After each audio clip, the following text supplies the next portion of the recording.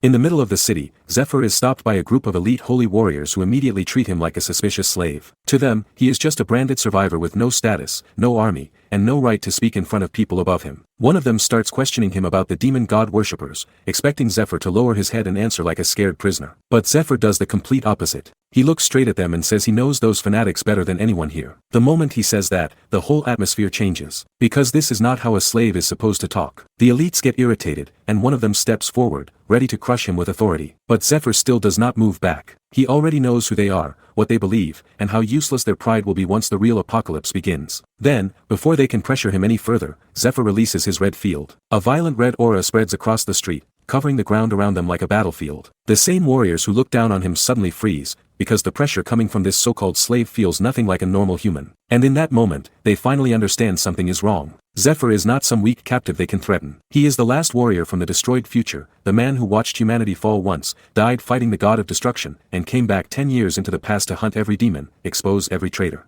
A massive beam of energy explodes. The world is literally tearing itself apart as magical spikes pierce through the sky. It's pure chaos, with giant monsters shredding through everything left standing. Even the landscape is transforming into a desolate wasteland of jagged pillars and thick smoke. At this point, there is absolutely nothing left for the living to defend. Fire flickers over a broken battlefield. Zion is officially the last human alive, standing alone against an absolute nightmare. The demonic king towers over the smoking ruins, declaring his total, crushing victory. Fresh blood drips down the debris, staining the very ground Zion once called home. It is a complete slaughter, and there is no one left to even hear the screams. Zion gasps for air through blood. He is a total wreck, his silver hair matted and his dark plate armor shattered into useless pieces. It is gut-wrenching because most of humanity didn't just die, they were captured and used as living incubators to give birth to new monsters. Zion has been pushing through this hopeless war as the final survivor of the resistance, clinging to his sword until the very last second. But as he looks at the ruined city and the enemy's webs, he realizes his lonely fight has finally reached its absolute dead end. This is how the world ends. Zion stands before a massive winged demon. The monarch of demons towers over the burning ruins, looking down at our hero with a terrifying mix of pity and cold curiosity. Just as Zion reaches his limit, these strange,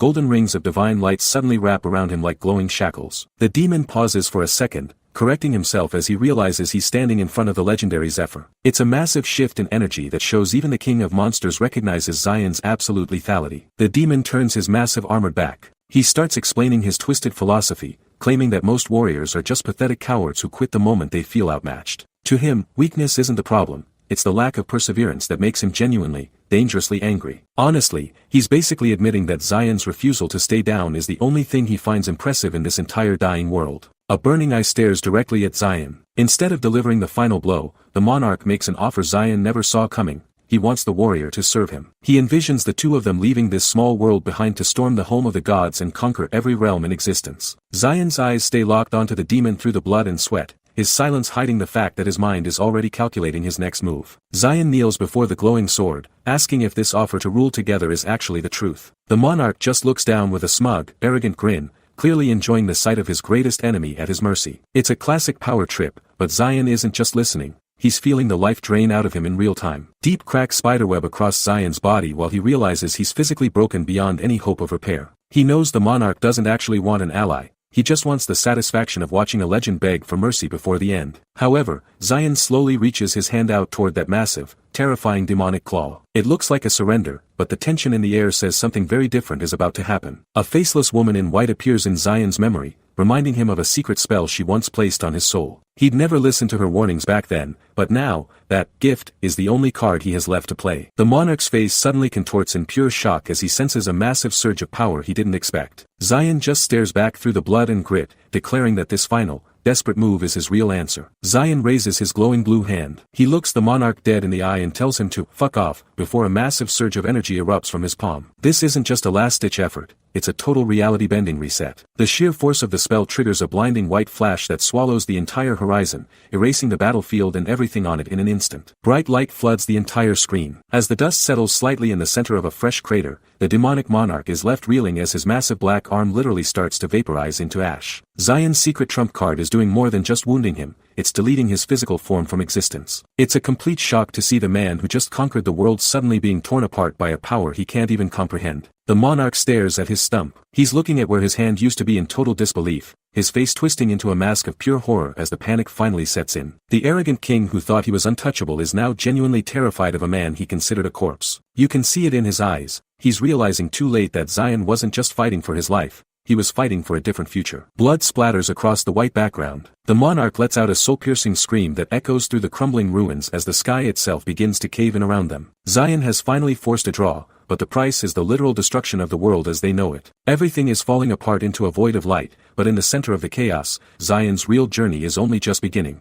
Zion grits his teeth while the blinding white light swallows the battlefield whole. His enemy is absolutely losing it, screaming, "Zephyr, you bastard," as the shockwave finally catches up to him. The monarch's body literally disintegrates into a million pieces under the pressure of the explosion. It's a brutal, chaotic end to their long-standing grudge, and honestly, seeing that monster break apart is the only closure Zion gets before the void takes him. A blood-stained hand reaches toward a hazy, burning horizon as the world fades to black. Zion's internal monologue is gut-wrenching as he realizes he failed to get revenge for those he loved or save humanity from the brink. He's fully prepared to let go and fade into the nothingness, accepting his fate with a heavy heart. At least, that's how he expects his story to end. But the universe clearly has other plans. A dark gauntlet twitches against a surreal, deep blue background. Zion is suddenly floating in a weightless void, looking down at his hands in complete disbelief as he drifts through the silence. His armor is still there, but the agonizing pain and the gaping holes in his chest have completely vanished. He was certain he just died, so finding himself healed in this empty space is a massive shock to the system. Massive stone statues loom over Zion inside a gargantuan, light-filled cathedral. He stands in the middle of this divine hall, surrounded by pillars that reach toward an impossible, glowing ceiling. This isn't the afterlife he expected, and the scale of the place is enough to make any warrior feel small. The big question now is, who brought him here, and what do they want with a man who's already lost everything? Gargantuan stone statues hold glowing lanterns. Zion stands in the shadow of these massive sentinels, realizing the scale of this place is unlike anything back on Earth. It's silent, heavy, and absolutely reeks of ancient, divine power. Zion sighs with his silver hair. He figures he's finally ended up in the underworld, but a voice echoes through the hall to quickly correct him. He's actually standing on the lowest floor of the pantheon,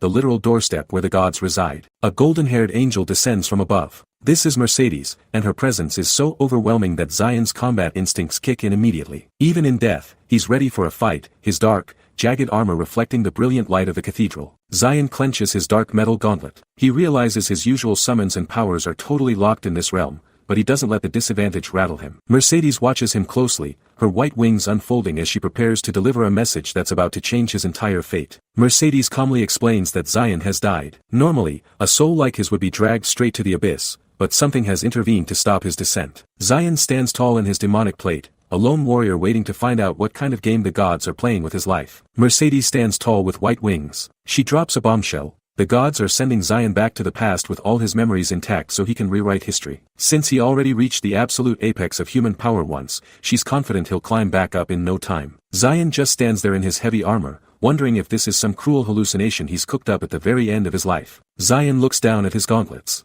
He needs to know why they're suddenly offering a second chance to a guy who already lost. He decides to play along for now, even if he's just pretending to believe her. But he's not an idiot. He stares her down and asks what the gods actually want in return for a deal this good, because a free pass like this doesn't exist. A broken cross lies among skulls. Mercedes reminds him that the gods were the ones who stripped the clergy of their healing powers, leading to the total collapse of the human armies. It's a grim reminder of who he's really dealing with. Zion knows these calculative people don't do favors out of the goodness of their hearts, and there's no way this is a charity mission. Glowing blue eyes stare back intensely. Mercedes doesn't flinch and offers to share exactly what's going on in the minds of the divine right now. The reality is pretty cold. They don't care about justice or saving the world. They just want to see Zion provide them with something a little more interesting than his first failed run. Zion stares up in absolute disbelief. Mercedes explains that the gods were actually moved by his struggle, claiming they felt sorrow over how his life ended. They aren't used to seeing a human fight with that much tenacity when the literal end of the world is staring them in the face. Honestly, they're just annoyed that the story ended so fast. The goddess's eyes remain fixed on him. She admits they've decided to grant him another chance, even with the massive repercussions that come with messing with the laws of time. Before Zion can even process the gift, a violent swirl of dark energy erupts around him,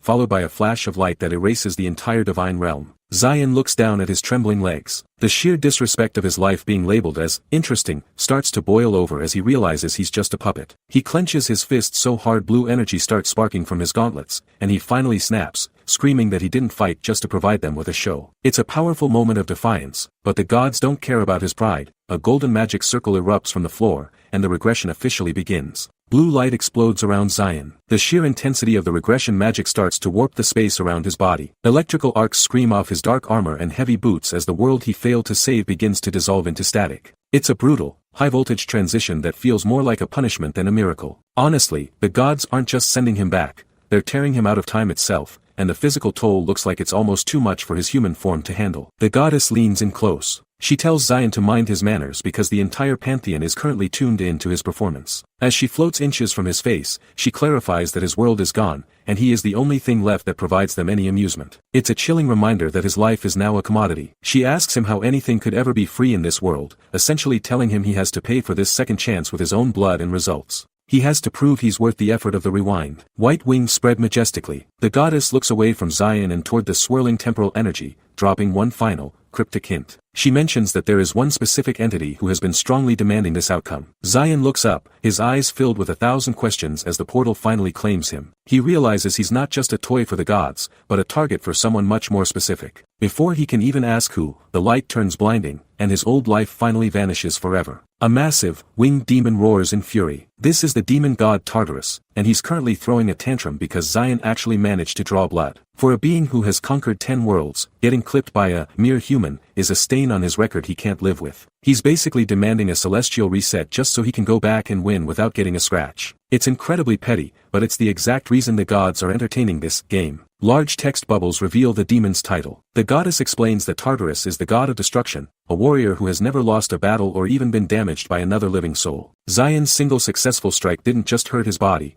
it completely shattered his pride. Zion looks on in pure disbelief, realizing his entire world was wiped out and his life ruined just because some overpowered monster had a fragile ego. It's a heavy realization, but it gives Zion a clear target for his rage. Zion clenches his blue-plated gauntlet tightly. The goddess clarifies that Tartarus is so obsessed with a complete victory that he's the one pushing for this rematch. He wants to prove Zion's hit was a fluke, but Zion isn't intimidated in the slightest. He looks up with a sharp, lethal smirk, his blue eyes glowing with a new sense of purpose. If this god is so desperate to meet him again, Zion is more than happy to make sure that next time, Tartarus gets exactly what he asked for, a permanent end. A blinding white flash consumes the entire screen. The goddess initiates the transfer, surrounding Zion with spinning golden runes and massive magic circles. She explains he'll have enough time to regain his lost strength, even throwing in some returner privileges to sweeten the deal. Zion doesn't care about their pity. He's just focused on using this opening to slaughter Tartarus and every other god who looked down on humanity. A massive pillar of light pierces through the sky. The dimensional interference is officially confirmed,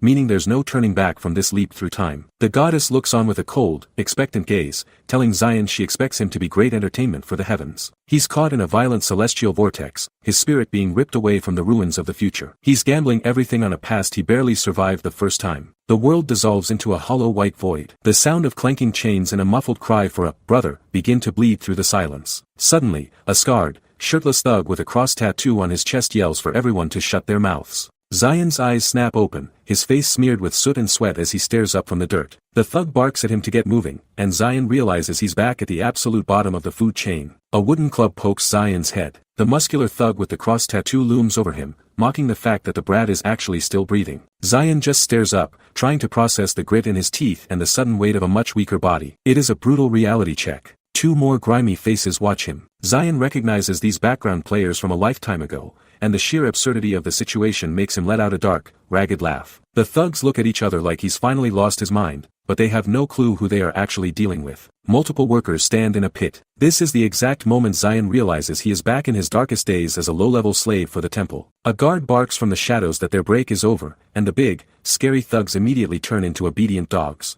It is honestly pathetic to watch. Zion wipes sweat from his brow. He looks at his supposed masters and realizes he doesn't have to give a single damn about these bottom feeders anymore. His goals are way bigger than surviving a mining camp, but just as he is planning his move, a voice stops him in his tracks. A small kid crouches in the dirt. The boy looks up with teary eyes, thanking Zion for protecting him, but Zion has absolutely no idea who this kid is. He sighs, realizing that getting used to this old life and rewriting the future is going to be a lot more complicated than he thought. Zion stands in a dark cavern while remembering the goddess. He repeats her instructions about the unlock privilege command, realizing this is the first real step toward reclaiming his lost glory. He's currently just a soot-stained slave, but that status is about to become a distant memory. He quietly whispers unlock perk into the cold air, finally calling upon the divine gifts he was promised before his regression. A massive surge of golden energy explodes from Zion. The sudden influx of information and power is so violent it actually forces a gasp out of him as his nerves catch fire. But then, the pain turns into a dark, satisfied smirk. He realizes the goddess truly delivered. These perks are the ultimate cheat code, and they're finally his to command in this new life. Zion stares forward with a sharp and lethal gaze. He's no longer just a survivor. He's a predator hiding in the skin of a commoner. This shift is vital because he needs a safe place to grow his power without the Temple of Arya catching on to his existence. It's the perfect cover, working a job so miserable that no one would ever expect a legendary hero to be here. Two scruffy miners lean on their tools watching Zion. They're genuinely baffled by his pace, even speculating that he must have been some kind of master miner before he ended up in these pits. Zion is swinging his pickaxe with such rhythmic, explosive force that it's actually making the veteran workers feel insecure. They're grumbling about him being a tryhard because his presence means they can't sneak away for a break anymore. Little do they know, he isn't just mining for ore. He's using the repetitive motion to perfectly synchronize his mind with his new, upgraded body. Zion swings his pickaxe with focused intent. He maintains a steady, powerful rhythm as he chips away at the hard rock face. This repetitive work serves as the perfect cover while he settles into his younger body. He speaks the command to unlock his perks, triggering a surge of glowing green energy. It's the official start of his journey back to the absolute top of the food chain. Zion drops his guard and grips his head. He reels from a massive data dump that hits his brain like a literal freight train. This agonizing mental strain is the cost of force downloading legendary skills into a weak vessel. He sees a flood of high-level combat abilities that shouldn't exist in this timeline yet. It feels like he's trying to pour an entire ocean into a small glass bottle. A hulking figure approaches Zion from behind. The mining captain stomps into the frame,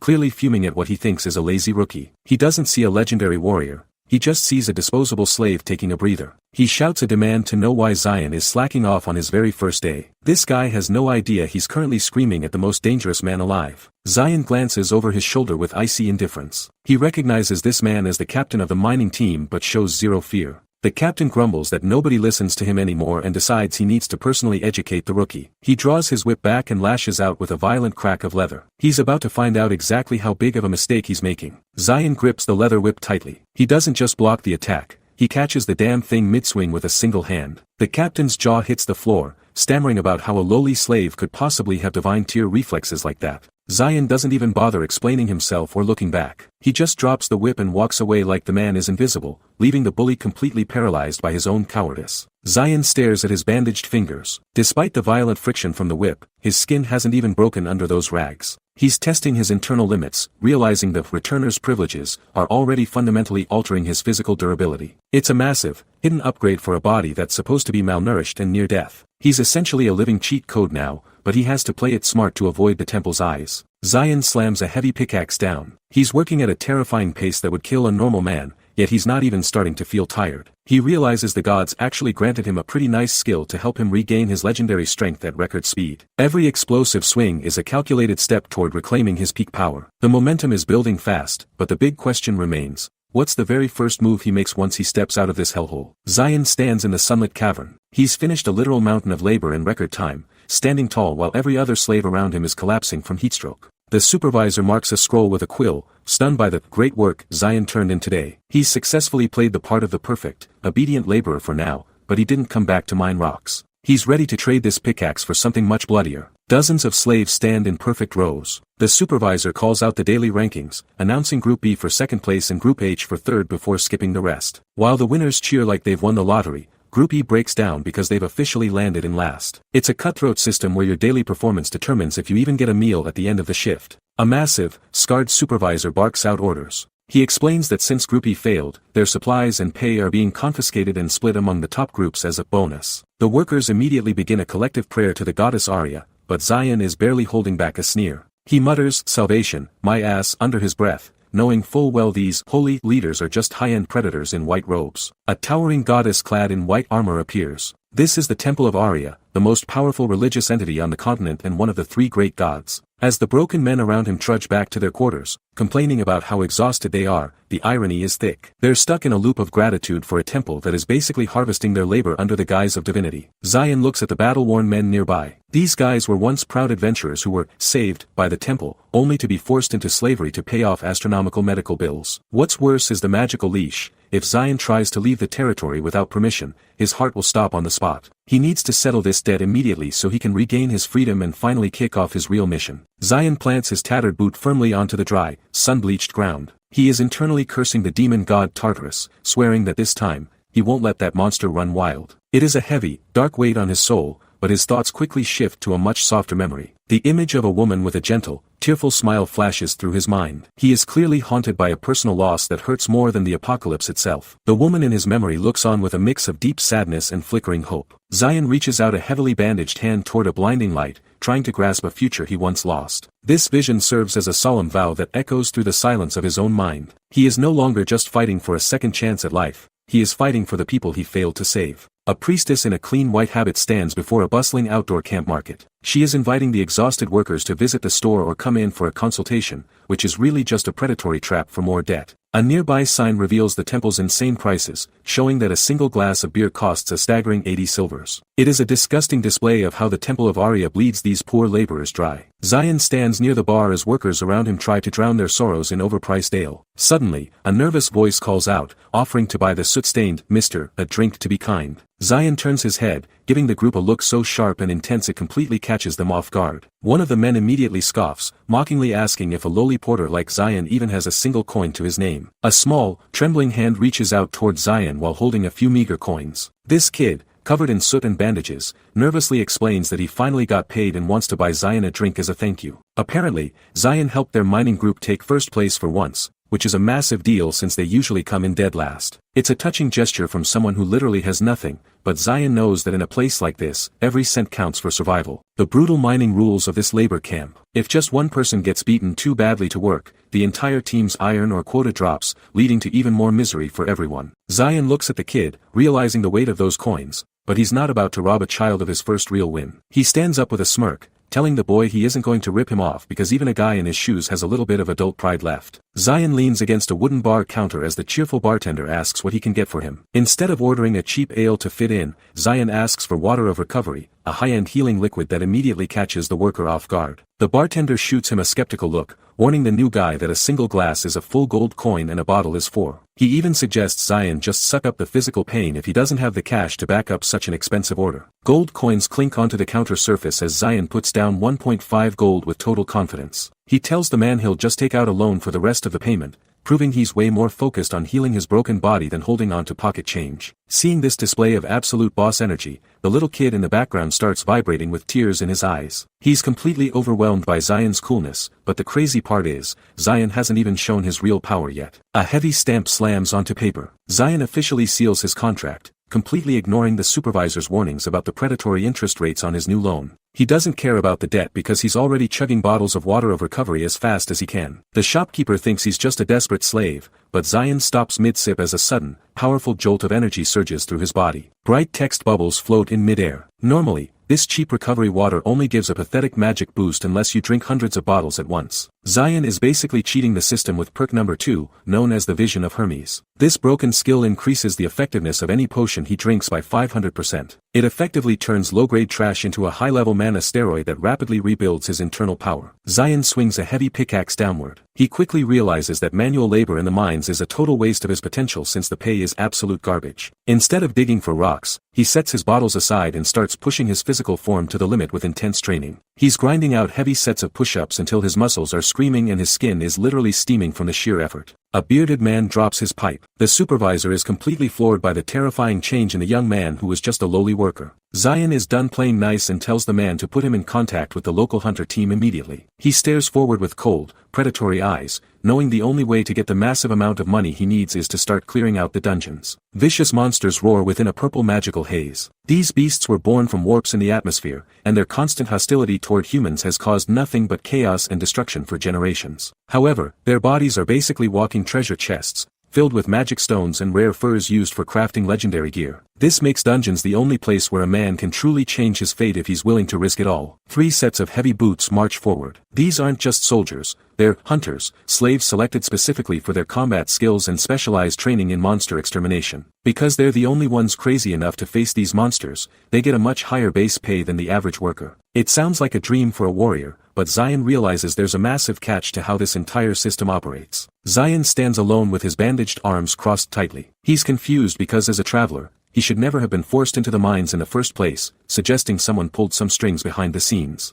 His internal monologue is cut short by an old man shouting that he won't get another penny in loans. He's officially at rock bottom, and the debt collectors are starting to breathe down his neck. Zion's eyes narrow as he contemplates his next dark move. He genuinely considers if he should just start stealing from the locals to get the capital he needs for his rapid ascent. Suddenly, a girl in a white hooded robe appears, her presence highlighted by a strange, sparkling aura as she mentions finding fresh organs for research material. It's a grisly turn of events, but in this world, Zion knows that desperate times require some seriously messed up alliances to get ahead. Zion stares down at the predatory contract while the temple sister laughs about his organs being the collateral. He's essentially gambling his physical body just to secure the starting capital he needs for his climb. Zion doesn't even flinch, immediately using the cash to stock up on potions while the vendor calls him a dead man walking. The temple sister just smiles, convinced she's sold another soul to their twisted laboratories. Zion squats down in the dirt to carefully organize a long row of glass potion bottles. These aren't just drinks, they're the essential fuel for his survival in the upcoming slaughter. He's finally got the supplies to stop playing the victim and start acting like the hunter he truly is. A dangerous glint enters his eyes as he stands up, quietly announcing that he's finally ready to head out. A soldier in heavy plate armor walks up to Zion while he's leaning against a wooden cart. The man asks if he's the guide named Zephyr, and Zion's calm expression doesn't change a bit. Internally, he's thrilled because this encounter is happening exactly when he predicted. The team leader, a guy named Gerda, introduces his squad of mercenaries,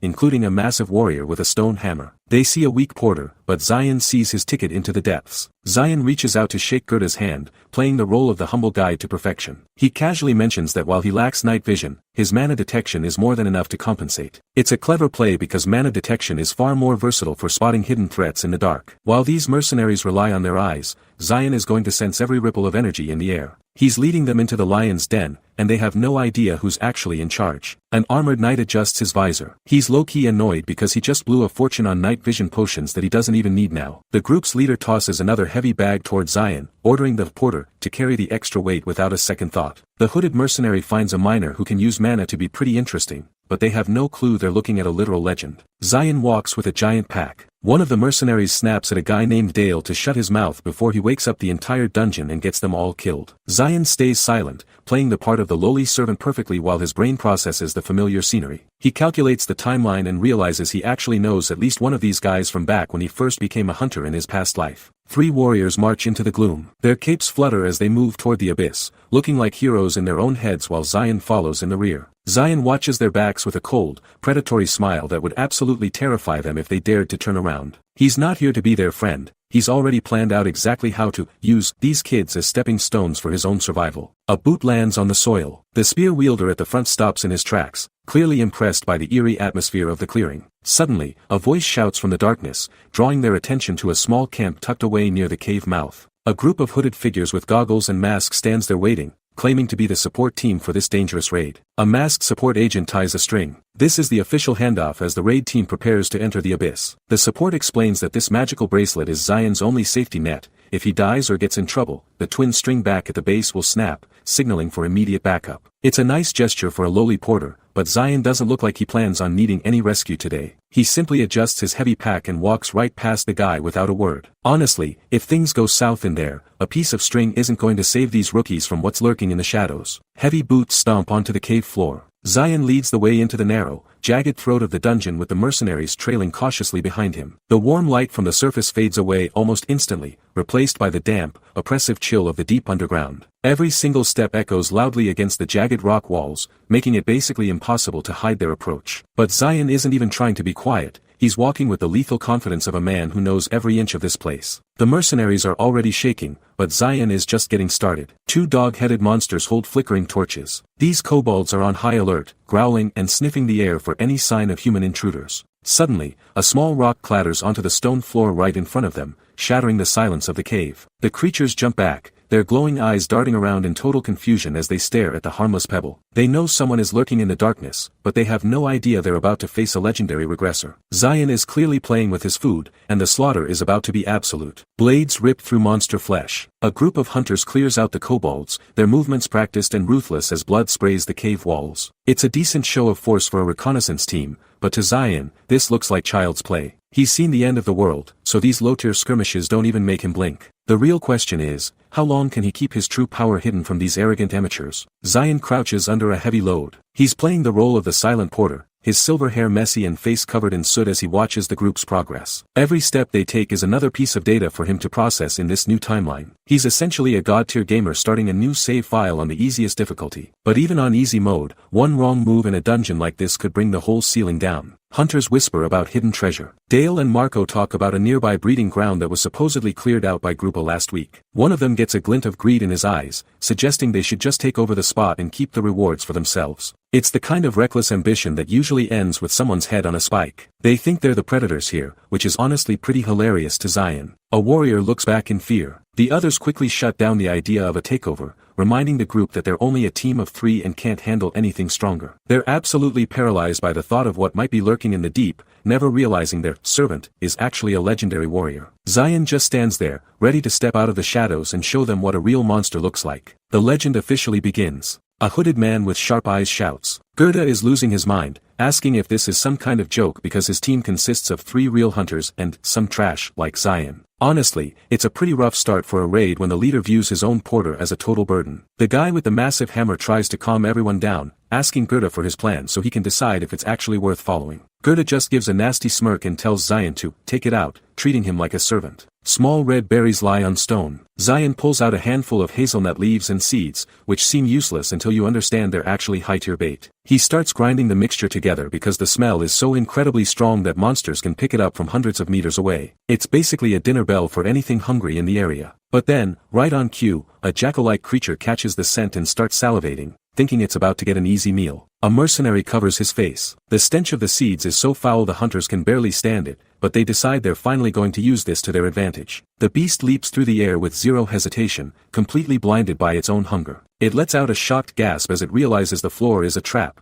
falling straight into the pit. Skewered on the spikes at the bottom, the creature lets out one last key before going limp. It's a messy kill, but Zion isn't even breaking a sweat yet. Hunters stare down into the spiked pit. The mercenaries are actually impressed, praising Gerda for his experience in setting such a perfect trap. Gerda plays it cool, soaking up the respect like he's a tactical genius, but Zion is standing right behind him doing the heavy lifting. The irony is thick because Zion is the one who actually taught him these exact tactics back in his past life. He watches Gerda with a cold, analytical gaze, remembering him as a guy who was always desperate for approval but never quite had the talent to earn it. Gerda holds a leather flask looking shocked. We jump back to the moments before the raid when Zion first pitched this crazy plan to the leader. Gerda couldn't wrap his head around the idea of a lowly slave claiming he could clear a cobalt-infested dungeon almost entirely on his own. It sounds like a total suicide mission to any normal hunter, but Zion doesn't blink, keeping his composure perfectly. He's intentionally dangling a massive reward in front of a man who's absolutely starving for a reputation boost, and it's working. Gerda stares ahead with wide, nervous eyes. He's clearly torn between his pride and the potential for a massive payday,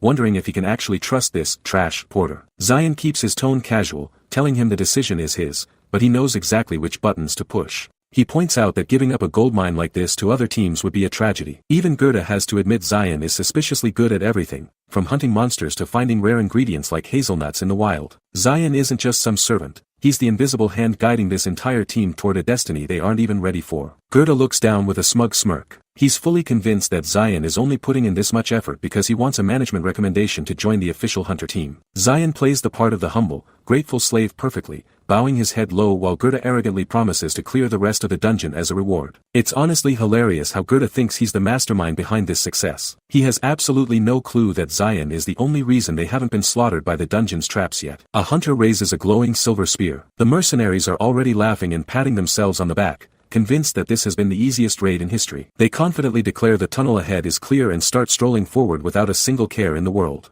Zion just follows silently in the rear, carrying the heavy supplies while watching these idiots celebrate a victory they haven't actually earned. They're walking straight into the jaws of something terrifying, and their overconfidence is about to cost them everything. Gerda stops and peers into the shadows. All the color drains from his face the second he notices a pile of shattered, glowing remains littering the cave floor. He picks up a sharp fragment and realizes these are cobalt bones, the telltale sign of a high-tier dungeon predator that's been hunting them this whole time. Before he can even yell for the team to retreat, a massive, jagged blue limb crashes down with enough force to shatter the earth. The real monster has finally arrived, and Gerda is standing right in the path of its first strike. A massive blue claw swipes Gerda. The impact is so fast the mercenary leader can barely process the blur before he's thrown aside. Before he can even recover, the creature's weight craters the ground, forcing the entire group to scramble for their lives. Dale tries to find his footing, but the shockwave from the beast's descent alone nearly knocks him out. They're realizing way too late that they aren't the hunters in this cave anymore, they're the prey. Dale gets launched across the cavern. His light armor might as well be wet paper against that kind of raw, kinetic power. Marco, the team's heavy hitter, realizes the situation is spiraling and steps up with his massive war hammer to take the lead. He bellows for everyone to get behind him, desperately trying to stabilize the line and provide a window for retreat. Deep down, he's absolutely spiraling, wondering what kind of ancient nightmare could have been hiding in this dungeon undetected. Marco summons a glowing circular mana shield. He's still arrogant enough to brag, claiming this barrier is strong enough to stop a literal orc chief in its tracks. But the blue abyss worm doesn't care about human rankings or mediocre defense spells. With one bone-shattering strike, the unbreakable shield explodes into useless fragments. Marco sprays a mouthful of blood as his mana circuit collapses, proving their elite mercenary training is a complete joke compared to a true dungeon boss. Marco is sent flying back. His teammates scream his name in total panic, but the physical damage is already done. The hunters are frozen in shock, watching their strongest defender crumble in a single heartbeat. It's a total massacre in the making, and the grim reality of their own mortality is finally sinking in. Zion watches the carnage from the back, his silver hair catching the dim light as he prepares to finally drop the act. The trash porter is the only one left who isn't shaking. A close-up of wide, terrified eyes through a metal helmet. The hunter's pupils shrink as the blue abyss worm closes in for the kill. Screams echo through the dungeon as blood splatters the walls in a frantic red haze. Gerda watches his team fall apart, his face pale as he realizes they've completely underestimated this monster. He's the leader, but right now, he looks like a man who's just seen his own grave. A magic blue string bracelet suddenly snaps on Gerda's wrist. This charm was supposed to be their ultimate safety net, a signal that things are officially past the point of no return. Gerda stares at the broken cord in horror, his hand trembling as the reality sinks in. On the floor, thick pools of blood are starting to collect, dripping steadily from the shredded armor of his men. The easy hunt has turned into a slaughterhouse in seconds, and honestly, no one is coming to save them. A bloodied mercenary clutches his mangled shoulder while gasping for air. He's barely holding on, his armor shattered and his mana reserves completely tapped out. Every breath is a struggle as the weight of the beast's presence crushes his spirit. It's a pathetic sight compared to the bravado they showed at the entrance. They thought they were the predators, but the dungeon is finally teaching them their place. Zion stands perfectly still as a golden notification glows at his feet. He's finally tapping into his divine rewards, triggering perk 1, the Will of Iron, to drastically spike his defense. This isn't just a simple buff. It's a legendary skill that lets him ignore any damage below a certain threshold while granting infinite stamina. He examines his bandaged arm with a cool, clinical expression, noting that even with his perks, he's still taking a little bit of heat. The act is over, the real monster in this room just woke up. Zion narrows his sharp, cold eyes. He realizes the monster-specific biology is actually its biggest advantage in this dark environment. Gerda is absolutely trashed on the floor, barely holding his shield up while the worm's massive tail looms over him like a death sentence. But then Zion just launches himself into the air, clearing the beast and his supposed master in a single, effortless leap. The lowly porter isn't running for the exit, he's finally stepping into the light. Zion leaps through the dark air. He identifies this thing as a true predator that uses pheromones to trick its own kind before devouring them whole. It's a parasitic nightmare that waits until it's fully grown to wreak absolute havoc on anything in its path. This creature is a biological weapon of pure hunger, and the mercenaries were far too arrogant to see they were just being fattened up for the kill. Zion grabs the heavy metal spear. Dale is completely shell-shocked, stammering out a desperate question as he watches the trash porter suddenly take charge of the battlefield. Zion doesn't bother explaining himself. He just stands tall, a massive, swirling aura of blue mana erupting from his core. He sharpens his focus on the spear tip and calmly admits that he's finally warmed up. The hierarchy of this entire raid just got shredded in an instant. Blue mana swirls around Zion's hand. He begins channeling a lethal amount of energy into the weapon, preparing to end this struggle with one definitive strike. With a terrifying, confident smirk, he looks the blue abyss worm right in its many eyes and asks how it wants to die. Honestly, this isn't a desperate struggle for survival anymore, it's a legendary warrior reclaiming his throne. A bright blue notification screen pops up. Zion's third perk is finally revealed as the Silver Key, which is essentially a legendary tier subspace artifact. He reaches into the void, his palm glowing with intense mana as he accesses a hidden room. Out of nowhere, he pulls out a rare dragon soul plant and a mysterious strip of cloth. Most hunters would kill for a subspace inventory, but for Zion, it's just another tool in his kit. He's been waiting for the perfect opening to use these items, and that time is finally right now. Zion glances back at the stunned team. With a cold, commanding tone, he tells the mercenaries to stand back and let him handle this. He doesn't wait for an answer before he starts tightly wrapping the cloth around the shaft of the spear. This isn't just for a better grip, he's reinforcing the wooden weapon so it doesn't shatter from the sheer pressure of his mana. He grips the spear with both hands, his silver hair casting a shadow over his eyes. The atmosphere shifts instantly, turning the cave from a slaughterhouse into his personal arena. Gerda's face twists in absolute disbelief. He starts screaming, demanding to know what Zion is doing since he's technically just a non-combatant porter. He's actually terrified of the embarrassment of being saved by a miner while his own life is on the line. Zion completely ignores the noise and focuses every ounce of his power into a single point. Suddenly, a massive shockwave of pink and purple energy erupts as he lunges forward. This isn't just some desperate move.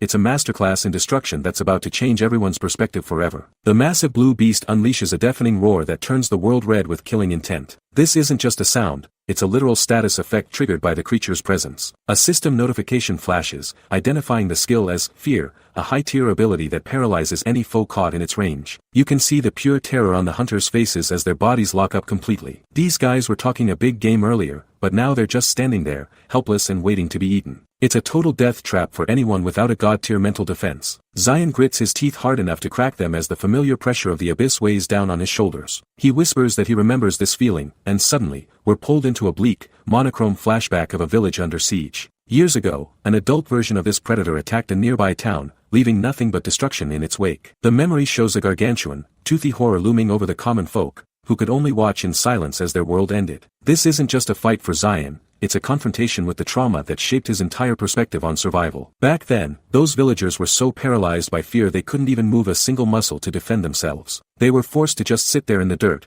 waiting for their turn to be slaughtered like cattle. Seeing that same helplessness in the mercenaries around him triggers something deep inside Zion's soul. He refuses to be a victim again. Breaking through the paralysis with a surge of raw mana, Zion lunges forward with incredible speed. A blinding blue cross slash erupts across the darkness, signaling that the predator has finally met something it should actually be afraid of. Blue slashes cut through the dark air. Zion's sudden counterattack leaves the mercenaries completely frozen as they try to process the sheer speed of his movement. They spent the whole day calling him trash, but now they're watching a master at work while they struggle to breathe. He effortlessly snatches a fallen spear from the ground, his bandaged fingers locking onto the shaft with a grip that proves he's done this 1,000 times before. Zion doesn't hesitate for even a single second as he prepares to strike back. Metal sparks fly against sharp monstrous claws. Zion weaves through the blue abyss worm's frantic strikes, parrying teeth the size of greatswords with nothing but a basic, low-tier spear. The beast is clearly agitated, realizing its supposed prey is actually a lethal predator, but Zion's movements remain calculated and cold. It's a literal dance of death where one mistake means being swallowed whole, yet Zion looks like he's barely breaking a sweat.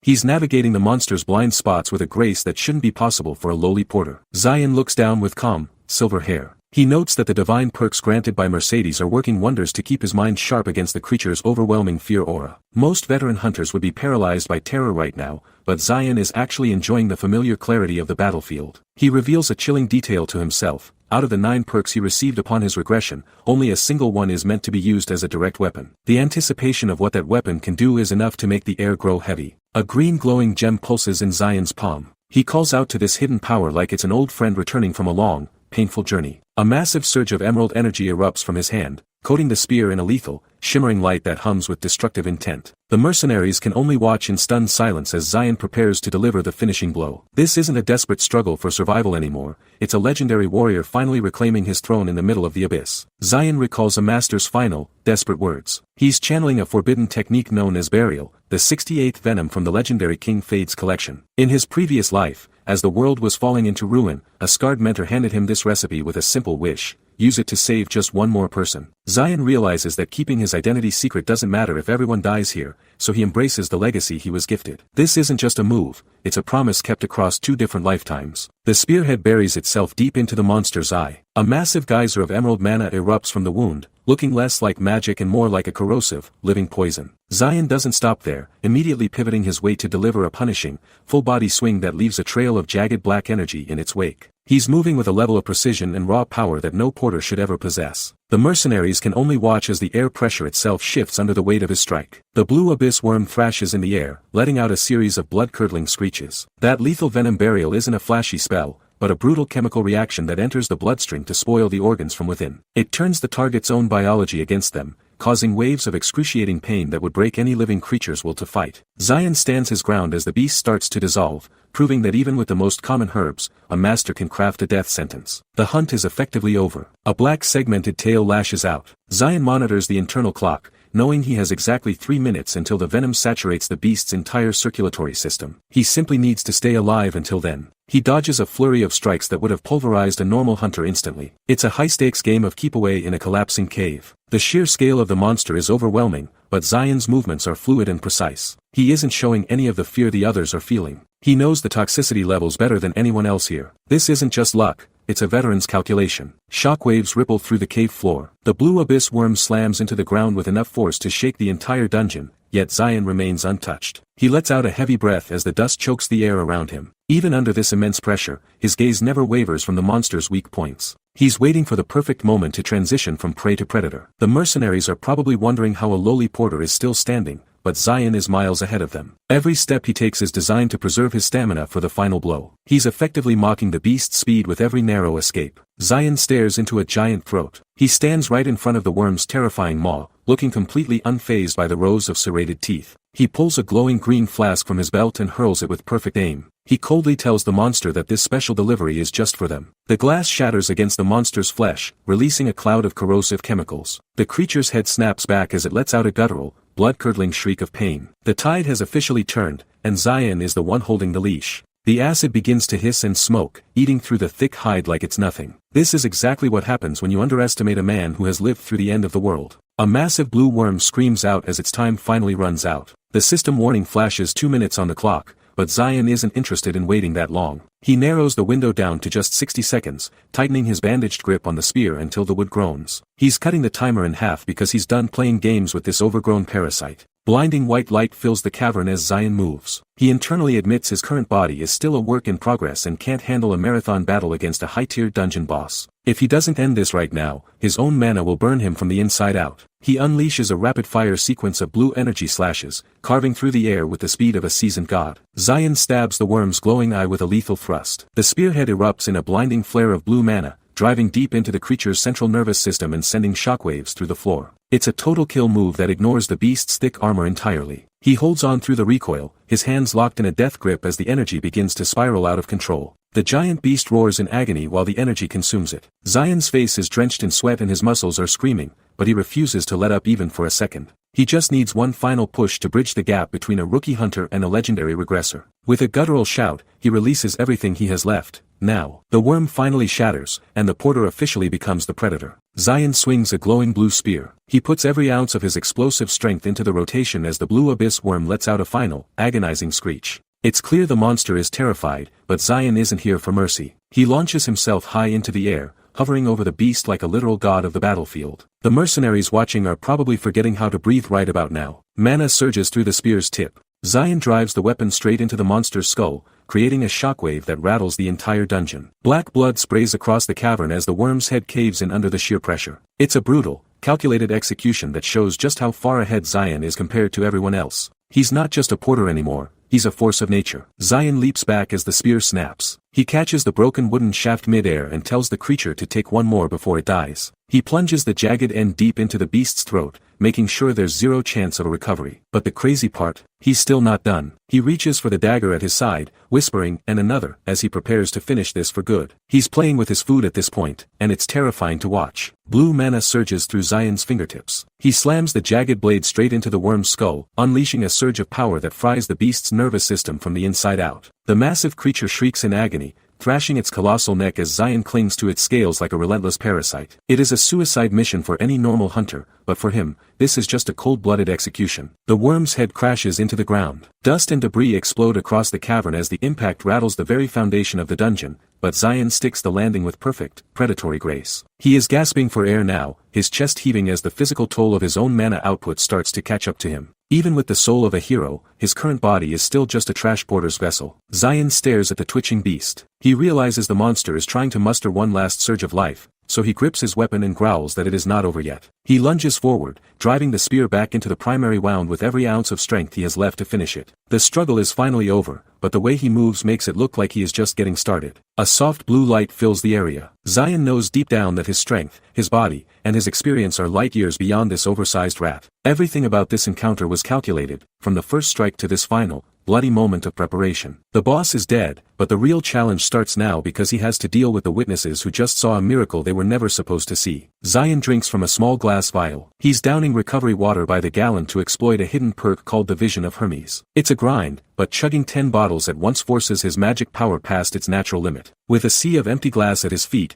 he finally has enough juice to pierce a predator's skull. Blue energy swirls around Zion's clenched fist. He activates a simple magic technique to channel all that excess power into one concentrated point. The spear tip connects with the worm's head as he triggers a discharge. The impact is instantaneous, turning a basic thrust into a tactical mana bomb. A massive pillar of light erupts. The force of the blow tears right through the worm's brain and deep into the cavern floor. Rocks and scales fly everywhere as the beast's life force is snuffed out in a single, blinding flash. When the light finally fades, there's nothing left but silence and a whole lot of dust. A mercenary kneels on the shattered ground. The survivors are in total shock, staring at the empty space where a boss monster used to be. They start convincing themselves that Zion is just some genius using this raid to get a fast-track promotion to the elite hunter team. Honestly, they're just desperate for an explanation that doesn't involve the laws of the world breaking right in front of them. A scarred fist clenches the ground. Zion realizes a cobalt dungeon isn't enough to prove his status, but he knows his worth will be recognized soon enough. For now, he's still playing the role of a mere miner who needs a formal recommendation to advance. Zion steps through the dissipating mana mist, looking like a literal god among mortals. He locks eyes with the trembling mercenary leader and says, "Gerda, let's have a quick chat." Sun filters through dark forest trees.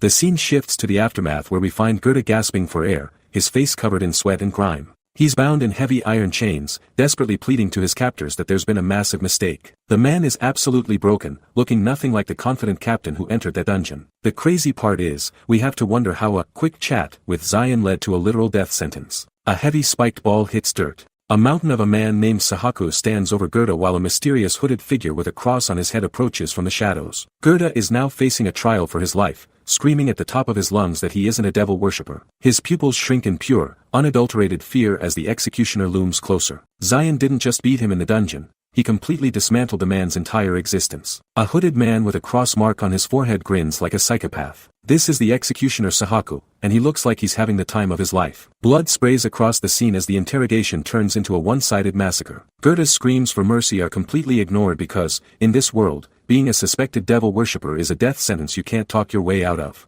A large man swings a heavy spiked chain in the middle of a dusty camp. But the real horror is much smaller, as a black centipede slithers toward a soldier's face. The creature forces its way into the man's mouth, disappearing down his throat in a sickening display of parasitic possession. This is how the abyss spreads, turning humans into hosts before they even realize they've been bitten. Zion stands amidst a massive explosion of light while holding his jagged blade. He looks absolutely lethal, his eyes glowing with a predatory intensity that matches the carnage. He isn't just a porter anymore. He's a force of nature that just dismantled a high-ranking mercenary team without breaking a sweat. A candle burns low as a voice describes the brutal slaughter of 7 squad members. The scene shifts to a grand, sunlit office where a man named Matthias kneels in front of a massive desk. A jar containing the parasitic centipede sits on the table, serving as the only evidence of the misunderstanding Zion manufactured. The authorities are starting to realize that wherever Zion goes, the rules of their world simply stop working. A shadowed figure sits behind a massive, sun-drenched desk. He notes the big raid is only a month away and failure will come with a lethal cost. This guy doesn't tolerate mistakes, and he's clearly expecting absolute results from his men. The investigator just gives a sharp, confident smile and accepts the task. The clock is officially ticking, and the pressure is already starting to redline. Bold blue letters flash across a clean white background. The camera pans over the stone exterior of a grand building during the golden hour. This is the Department of Human Resources, where the real power plays happen. It looks peaceful from the outside,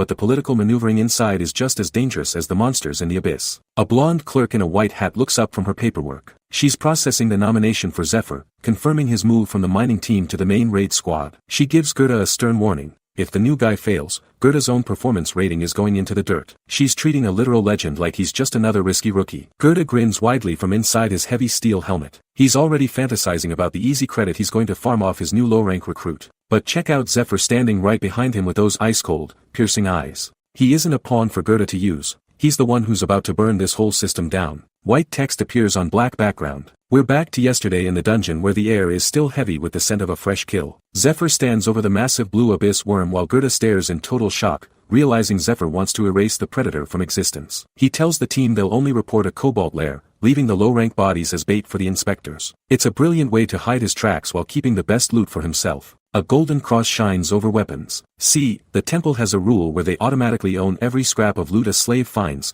leaving the hunters with tiny bonuses. Zephyr knows that selling this boss-level carcass to a black market broker would make them a fortune compared to the temple's scraps. The squad is shaking, convinced the surveillance and post-processing teams will catch them in the act. They don't realize Zephyr isn't just a porter, he's a walking glitch in their reality. A silver key glows on bandages. Zephyr just gives them a chilling smirk before revealing the secret weapon on the back of his hand. This is the silver key, a divine perk that grants him a private subspace inventory beyond anyone's reach. A massive surge of blue mana swirls around the room, instantly deleting the giant worm carcass from the floor. Now the evidence is literally in his pocket, and the mercenaries are left wondering if they just witnessed a miracle or a nightmare. Swirling blue mana fades from the empty stone floor. Zion's silver key just swallowed the entire boss, leaving Gerda staring at a literal vacuum. The mercenary leader is losing his mind because basic subspace magic should have capped out long ago. He's looking at a spot where a mountain of meat and liters of mana-rich blood just vanished into thin air. Honestly, how do you even explain a missing boss to the higher-ups? Zion stands tall amidst the lingering energy. He turns to address the terrified leader with a gaze that completely shifts the power dynamic. He's not just a porter anymore.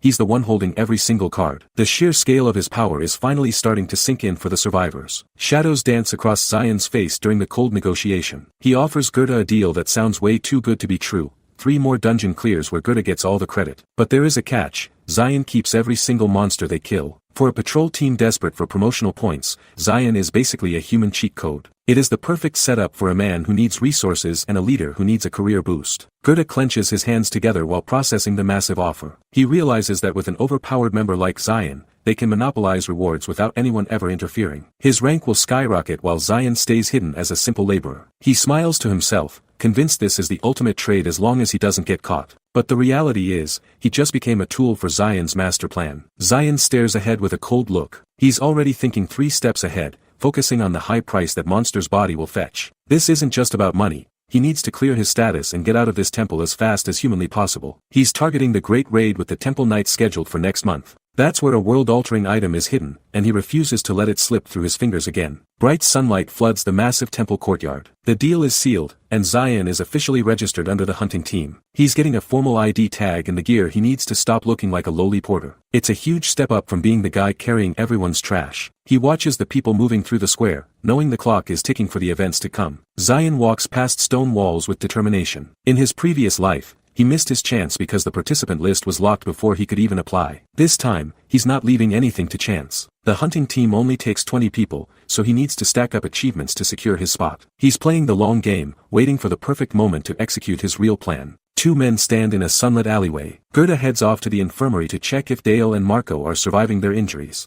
But the atmosphere changes instantly when an armored knight stomps into view. Someone barks an order to bow their heads immediately. In this world, the hierarchy is absolute, and even Zion has to play the part of a commoner for just a little longer. Heavy sandals and boots stomp across the sunlit stone. Zion and Gerda immediately lower their heads, keeping their eyes glued to the dirt as the mysterious group strides past. It's a suffocating display of power where even the slightest movement could trigger a disaster. One of the hooded figures has a piercing, yellowish eye that scans the area with pure predatory intent. You can tell just by the way they carry themselves that these aren't your average temple guards. The group continues their march into the temple district. Gerda finally lets out a massive sigh of relief, explaining that they just encountered the team of heresy. These are the direct slaves of the examiner, and they basically have a license to kill anyone they find annoying. They don't follow procedures or laws, they just maul whoever they want. Gerda's voice is trembling because he knows that even breathing too loudly near them usually results in a one-way trip to the dungeons. A sword hilt glints under a tattered red cloak. Gerda warns Zion that the leader is a high-level psycho who only joined the squad so he could hunt people for sport. Once this guy sets his sights on a target, he never lets go until they're dead. But just as they think they're safe, the leader stops in his tracks. He senses something is off about the air around them, turning back with a look that says he's found something much more interesting than a simple porter. Sahaku points a finger at Zion. This high-ranking heresy examiner calls Zion out, noting he's dressed like a common miner. Zion just narrows his eyes, showing zero fear in the face of the church's most dangerous department. It's an instant standoff that makes the surrounding crowd hold their breath, wondering why a church official is targeting a lowly porter. Gerda moves to block Sahaku's path. The mercenary leader tries to cover for Zion, introducing him as Zephyr and claiming he's just a new transfer to the squad. Gerda is basically begging for a pass, hoping his status as leader carries some weight here. But the look on Sahaku's face says he couldn't care less about mercenary hierarchy or Gerda's excuses. Sahaku's face twists into a snarl. He tells Gerda to shut his mouth because nobody asked for a middleman's input. As Sahaku releases a crushing wave of dark mana, the mercenary leader is left sweating and gasping for air in total terror. It's a brutal reminder that in this world, raw power dictates who gets to speak and who has to crawl. Sahaku stands inches away from Zion. While Gerda is falling apart in the background, Sahaku is actually hyperanalyzing Zion's every muscle and breath. He realizes that even while standing still, Zion is a walking error, a man so physically perfect and balanced that it defies the natural order. Sahaku's legendary senses are firing off every alarm bell in his head, but the real question is whether he's brave enough to actually challenge him. Zion stands before a massive blue dragon. Sahaku stares at the energy radiating from Zion and realizes he's dealing with a genuine high-level expert. Honestly, Zion isn't even trying to hide his presence anymore, and the raw mana pressure is practically vibrating through the entire floor. A close-up shows Sahaku's grim expression. He starts piecing together the report about a lowly miner being transferred to the hunting team after some standard performance tests. It's absolutely insane to think a man this lethal was just swinging a pickaxe for the temple a few days ago, but the records don't lie. Sahaku's eye narrows with intense focus. He keeps repeating that this whole situation is unnatural, yet he still signals his men to move in and close the circle. He acknowledges Zion's skill, but he's clearly arrogant enough to believe that even a master can be captured if they're completely surrounded by numbers. Sahaku stares directly at Zion's face. He tells Zion that he's going to ask a few questions and expects him to answer everything honestly and calmly. This is just the start of a massive political headache for the temple, but Zion looks like he's already 10 steps ahead of whatever trap they're trying to set. Sahaku leans in with a twisted smile. He says he wants to ask a few questions quietly, but his predatory aura says anything but quiet. The heresy examiner has Zion cornered in a secluded spot, sensing that this supposed slave is hiding a level of power that simply shouldn't exist. It's a classic power play, meant to rattle Zion before the real interrogation begins. Zion stands his ground without blinking. He's dressed like a common porter, but his silver eyes hold a cold, ancient authority that Sahaku can't quite place. Sahaku starts rambling about errors in the world, hinting at the dark lore behind the temple's hunt. This isn't just a random check. It's the start of a collision between a legendary regressor and a religious zealot. A massive demonic figure appears. Sahaku explains the danger of the demon god Tartaros and his worshippers, whom he calls the ultimate betrayers of humanity. He's obsessed with finding anyone who deviates from the pre-existing order set by the temple. The crazy part is, the way Sahaku frames it, anyone with a bit of secret talent could be labeled a heretic and erased on the spot. Sahaku draws a razor-sharp blade. He reveals his status under Lord Marcia's while leveling the tip of his weapon right against Zion's throat. He gives a final, chilling warning that every single word Zion speaks from here on out will be used as evidence for his execution. The atmosphere is suffocating now. Will Zion keep playing the weakling, or will he finally show this examiner why he's the real monster? Zion looks up with cold eyes. He asks if they can move locations because there are too many eyes watching for his liking. Sahaku agrees without hesitation, leading him behind a tall stone wall away from the prying eyes of the other soldiers. Zion is playing a dangerous game of leading his predator into a secluded trap. Honestly, he's doing Sahaku a favor by hiding his upcoming embarrassment from the crowd. Zion smirks with a dark expression. He mocks the examiner by telling him to uphold his honor during this interrogation, almost as if he's the one in charge of the situation. Sahaku just laughs and says he loves seeing Zion's overflowing confidence before the real pain starts. It's the ultimate display of arrogance before a massive fall. Zion is basically baiting the man into going all out so he can break his spirit properly. Red mana erupts from the floor. Sahaku claims that defiant people like Zion make him take even more pride in his bloody line of work. He activates a massive, glowing red magic circle that covers the entire stone area with ancient runes. The intensity of the light alone tells you this isn't some low-level apprentice spell. This is the absolute weight of the Temple of Arya coming down on a single man. Zion raises his bandaged right hand. A system prompt explains the red field skill, which massively buffs every ally standing inside the circle's reach. Sahaku is now surging with violent red energy that crackles around his body like lightning. But Zion just calmly says it's his turn to move and prepares a lethal palm strike. The crazy part is how relaxed Zion looks while facing a high-tier buff that would make anyone else run for their lives. Zion raises one bandaged hand while staying completely composed in his fighting stance. He analyzes Sahaku's style and honestly finds the whole heresy examiner routine a bit strange. Most fighters would probably back off and wait for a massive buff like the red field to run out, but Zion isn't most people. He knows waiting just gives his enemy more time to settle into that power, so he decides to move right now. Sahaku lunges forward with his glowing flail screaming that any resistance is totally useless. He genuinely believes that being inside his red field makes him an untouchable god compared to a lowly porter. But the second Zion triggers his accelerate skill, the entire world seems to freeze in place around him. He's moving with such insane precision that Sahaku's massive, red-hot swings are just hitting empty air while Zion effortlessly finds the gaps. Red energy trails follow Sahaku's weapon as he desperately tries to pin the silver-haired boy down. It's a chaotic mess of speed and violent power, but Zion's eyes stay locked on his target with terrifying, cold focus. He thrusts his open palm forward like a spear, cutting right through the momentum of the examiner's flail. If Sahaku thought he was the one doing the hunting here, he's about to realize he's actually just the prey. Zion weaves through mana arcs while the stone ground beneath him cracks from the sheer pressure. He's practically dancing around the examiner's heaviest strikes, making that high-tier buff look like a complete joke. Suddenly, Sahaku sees what he thinks is a massive opening and his face contorts into a twisted, arrogant grin. He screams that it finally worked, but looking at Zion's face, you can tell this supposed trap was actually set by the MC. Sahaku's eyes widen in sheer disbelief. He tries to snap Zion's leg with a heavy blow, but it feels like kicking a solid steel pipe instead of human flesh. The examiner's arrogant face contorts as he realizes his prey is literally harder than his own weapons. It's a terrifying wake-up call that his commoner opponent is actually a walking error with power that makes no sense. Zion unleashes a blinding flurry of strikes. He isn't just defending anymore. He's turning Sahaku into a human punching bag with a speed that defies all logic. The examiner's head snaps back violently from the force as blood sprays across the stone floor in a brutal arc. Zion stands calmly in the center of the settling dust,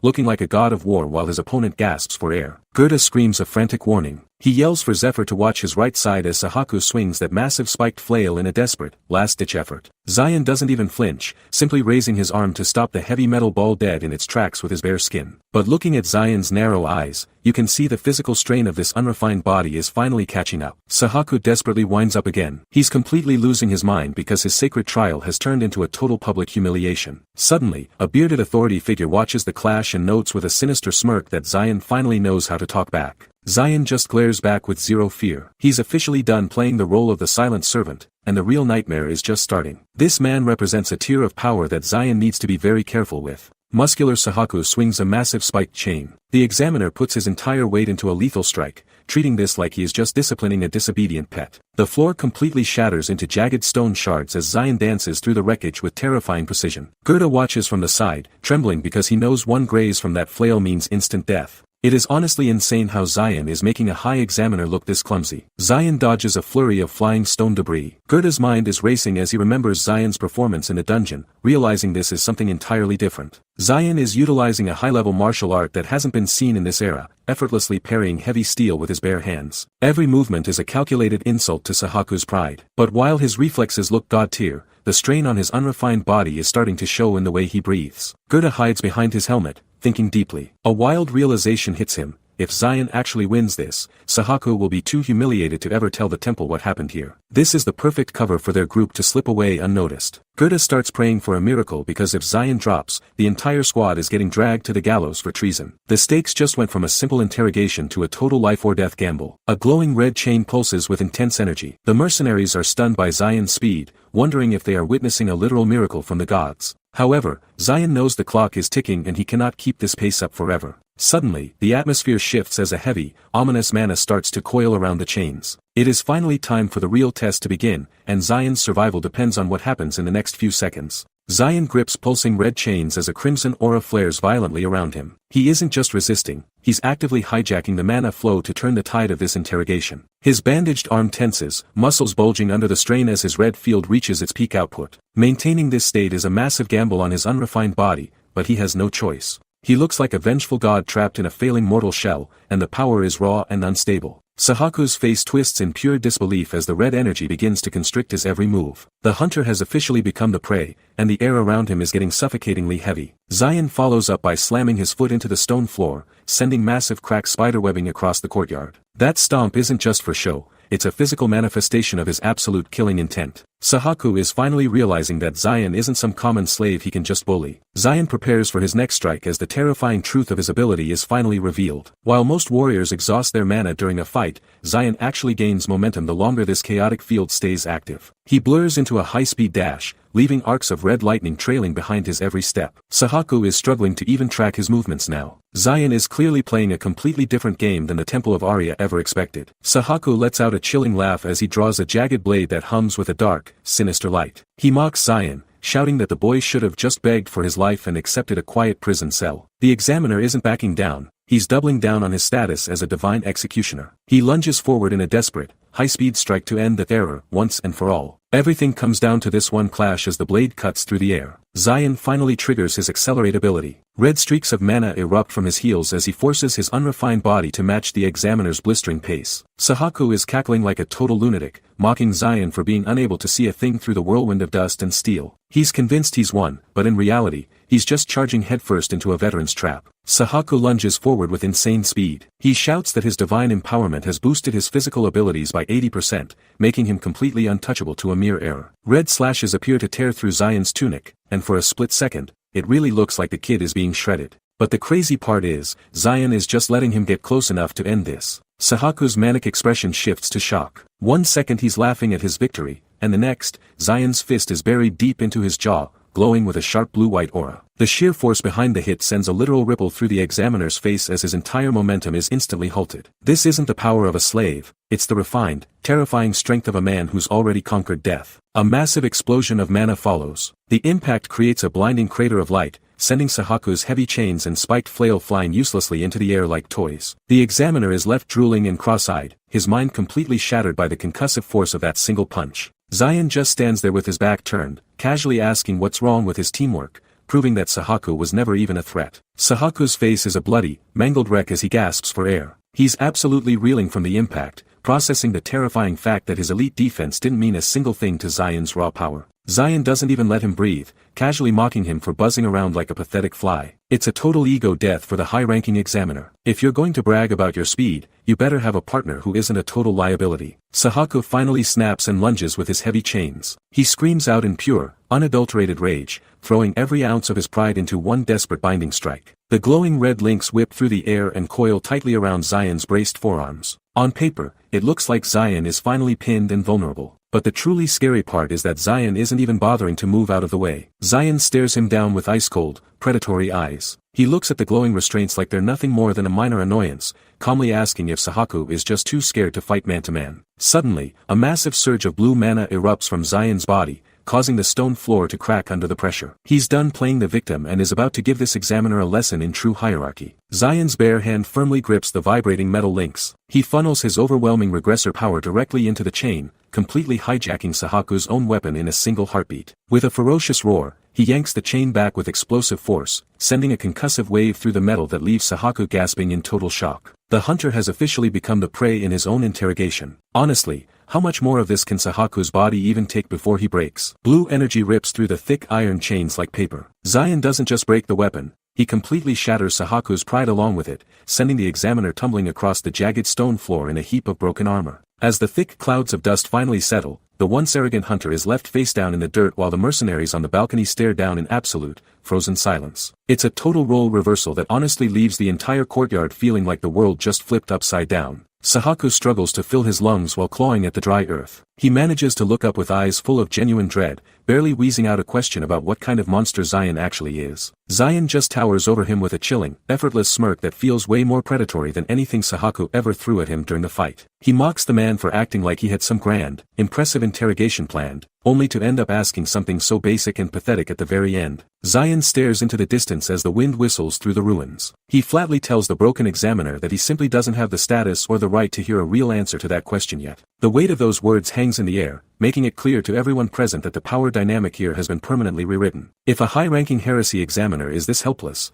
then Zion's secret identity is the least of their worries as they realize who is truly in charge. Gerda watches the scene unfold while cold sweat drips down his face. He's finally putting the pieces together and realizing that Zion wasn't just a random lucky find, but a calculated force sent to dismantle everything they've built within the temple. The sheer scale of the threat is finally hitting him, and it's clear that none of them are ever going to be safe again. But this is just the opening act for the legend of the regressor as he prepares to burn the entire corrupt system down. Crowds whisper in total shock. The onlookers watch in complete disbelief as they realize a high-ranking examiner like Sahaku actually lost to a commoner. Sahaku is face down in the dirt, his bandaged hands clawing at the ground while he lets out a guttural groan of pure, humiliated agony. This isn't just a physical defeat, it's the total destruction of his elite reputation in front of the entire squad. He starts screaming that he's going to kill Zion, but his voice is thin and pathetic compared to the power he just faced. His pride is officially in the gutter, and honestly, the crowd is stunned by how easily he was dismantled. Zion walks away with calm. He leaves the wreckage of the fight behind, already knowing his public display is going to draw the temple's full attention. He realizes it's only a matter of time before the real authorities come hunting for the anomaly in their ranks. But as he tries to plan his next move,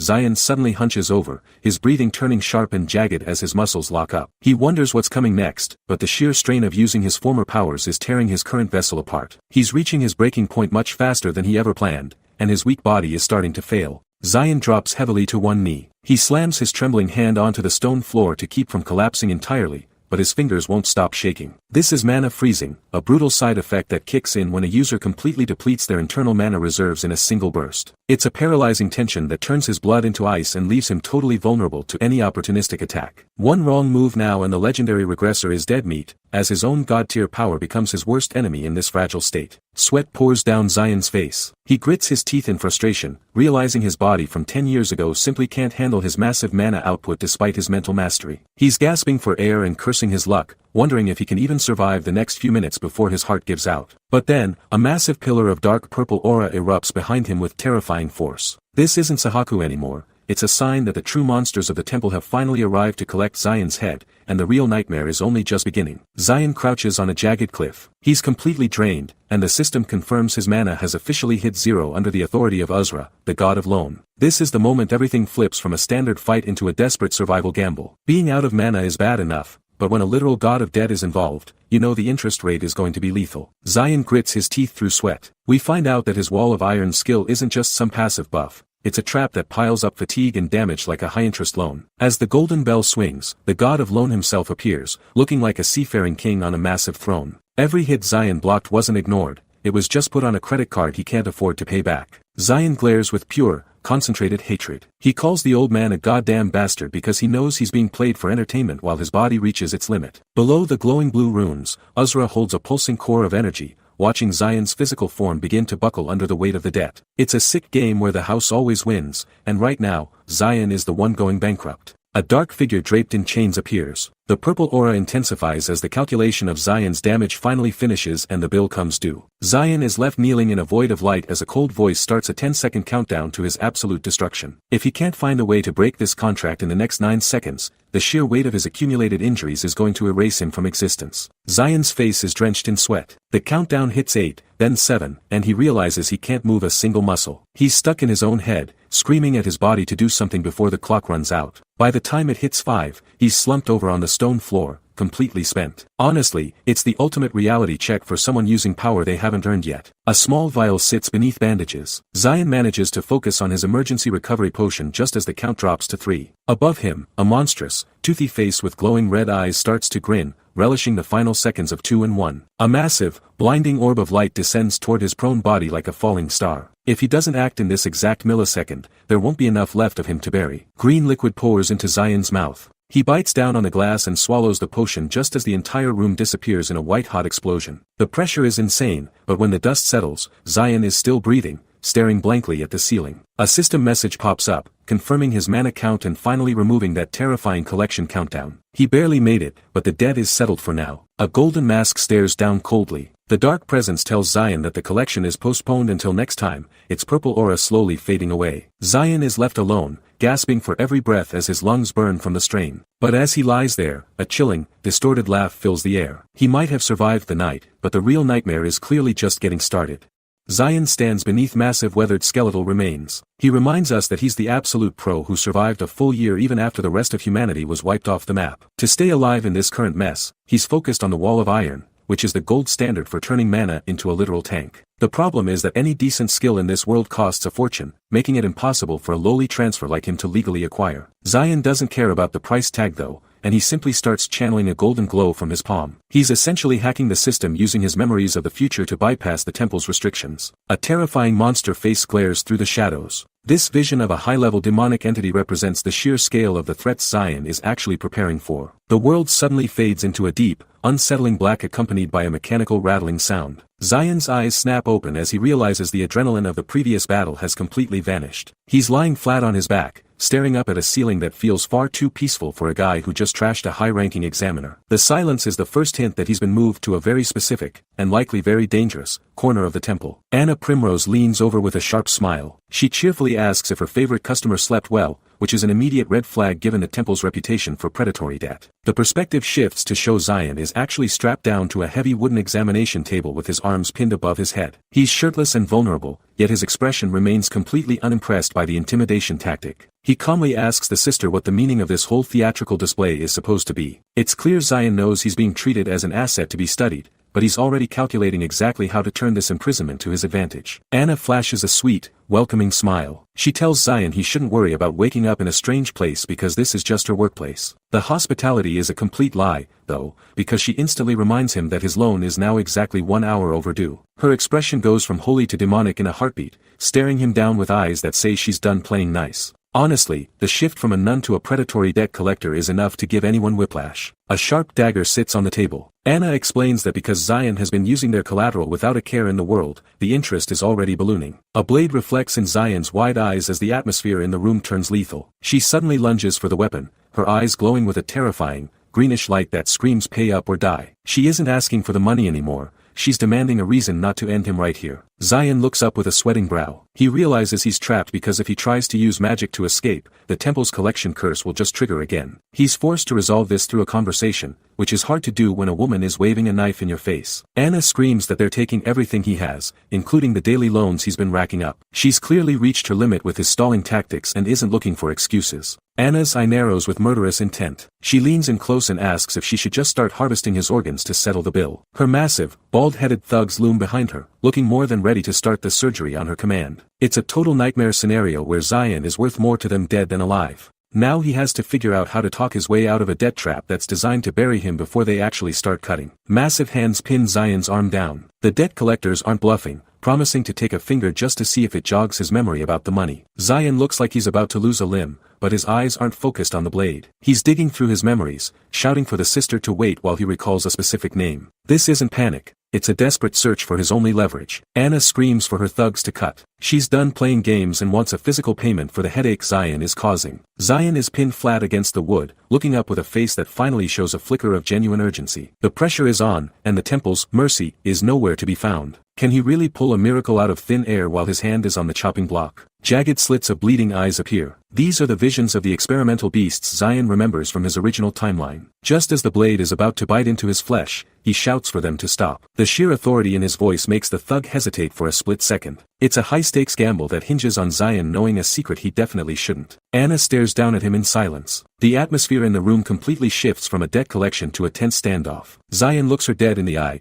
dropping the clueless newbie act entirely. He whispers a single greeting that clearly hits Anna like a physical blow. What did he say to make a high-ranking nun of the god of debt freeze in her tracks? Zion lets out a cold, confident smirk. He's no longer the victim. He's the one holding all the cards in this twisted negotiation. Anna's face is a mask of pure confusion as she demands to know who he actually is. He's completely shattered her worldview in just a few seconds. This isn't just a lucky survivor anymore, it's a man who knows the temple's darkest secrets better than they do. Two guards hold knives near a nun. Anna stands there completely paralyzed while her confused men ask if something is wrong. She doesn't even blink, her mind racing to process the absolute bombshell Zion just dropped on her. A door creaks open in the background as the atmosphere turns suffocatingly heavy. She's starting to realize that walking into this room might be the biggest mistake of her life. Zion lies back against a white pillow. He looks totally relaxed and tells her to drop the act and finally be honest with him. Anna leans in close, her face twisted with a mix of suspicion and mounting panic. Then Zion casually drops the name White Rose, the legendary monster broker from the dark world. He's playing with her, showing off that he knows every single one of the temple's dirtiest secrets. A golden cross shines with holy light.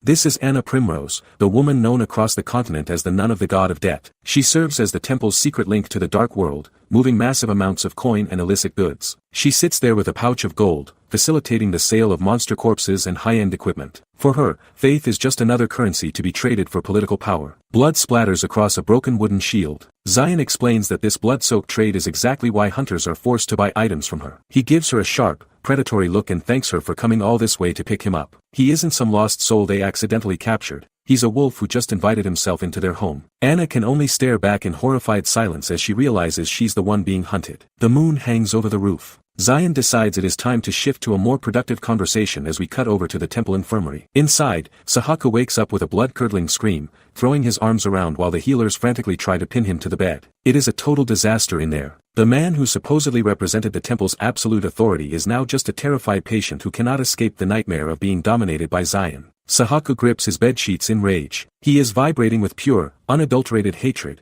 seeing Zion's mocking smirk burned into his mind like a brand. He gasps out a promise to murder Zion the second he can stand on his own 2 feet. Honestly, the physical injuries are the least of his problems right now. He has lost his status, his pride, and his sanity, but is he actually stupid enough to think he has a chance in a rematch? A man with long brown hair. Ned strolls into the room with an eerie level of composure, immediately quieting the panicked healers. Sahaku flinches, clearly terrified to see a high-ranking official like Ned standing over his pathetic hospital bed. He tries to stammer out an explanation, but Ned just tells him to stay down and relax. He casually brings up the accident involving Zion as if it was some minor clerical error and not a public execution of Sahaku's reputation. He tells Sahaku not to worry about it, but there is a predatory edge to his voice. Ned is not here to comfort a colleague, he is here to figure out how to control the monster Zion has become. Ned looks down with a cold stare. He dismisses the entire mess as if Zion's rebellion is just a minor annoyance, but Sahaku is privately losing his mind. The examiner's pride is in absolute tatters because he didn't just lose, he lost in front of the very slaves he usually treats like garbage. He's replaying the moment over and over,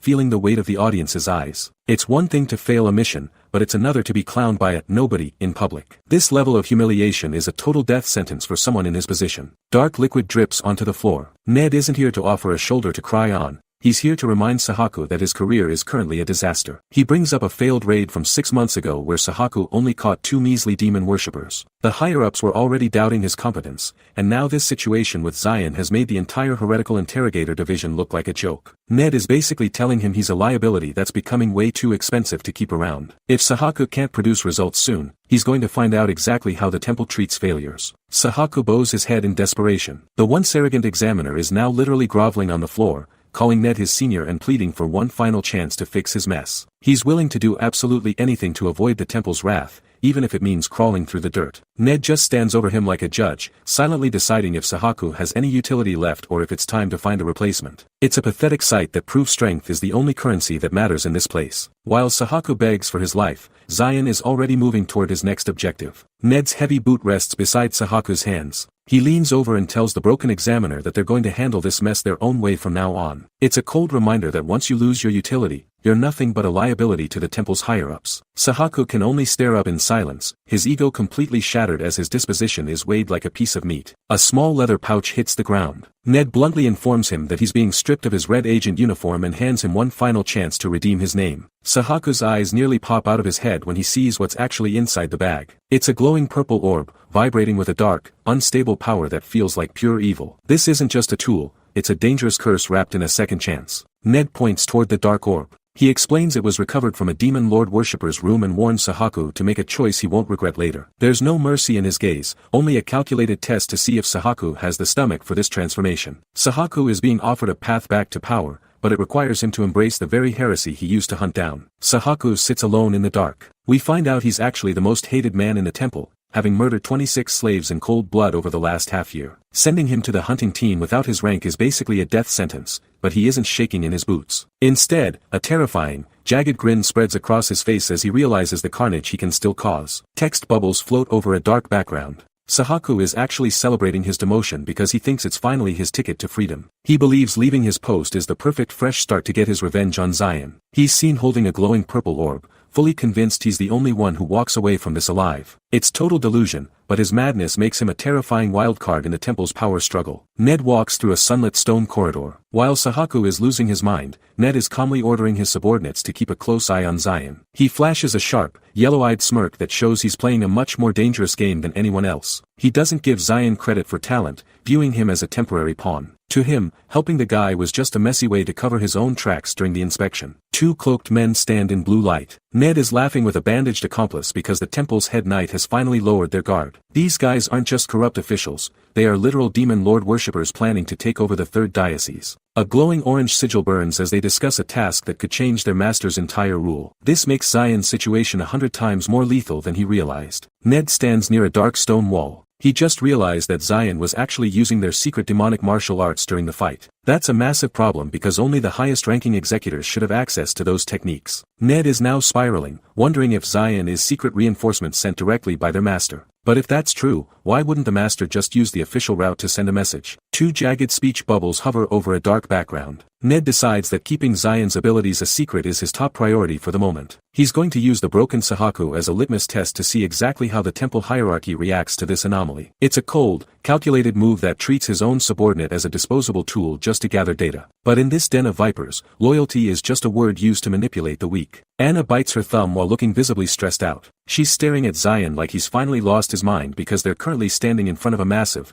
multi-eyed biological nightmare. This experimental beast is a grotesque mess of teeth and eyes, exactly the kind of horror Zion remembers as a living incubator from his original timeline. Instead of being terrified, Zion casually asks if he should like the monster, leaving Anna questioning his sanity. A weathered scroll displays a long list of magical items. Zion isn't just window shopping. He's ordering high-level gear like advanced sacredness and chants, rosaries infused with miracles, and even a rental alchemy set. This isn't just a collection of expensive trinkets, it's the literal foundation for his plan to dismantle the temple from the inside out. He knows he needs every possible advantage to survive the upcoming Great Raid, and these specific ingredients are the key. Anna holds her hand up while shouting out a massive price. She warns him that while her connections can get him anything, the bill is a staggering 5,000 gold layers. Most hunters would probably pass out just hearing that number, but Zion just stands there with his arms crossed, looking completely unfazed. He calmly promises to have the full amount ready within 3 weeks. It's a bold claim for a slave hunter, but Zion clearly has a plan to break the bank. Zion stands with arms crossed tightly. He's already secured the essential equipment,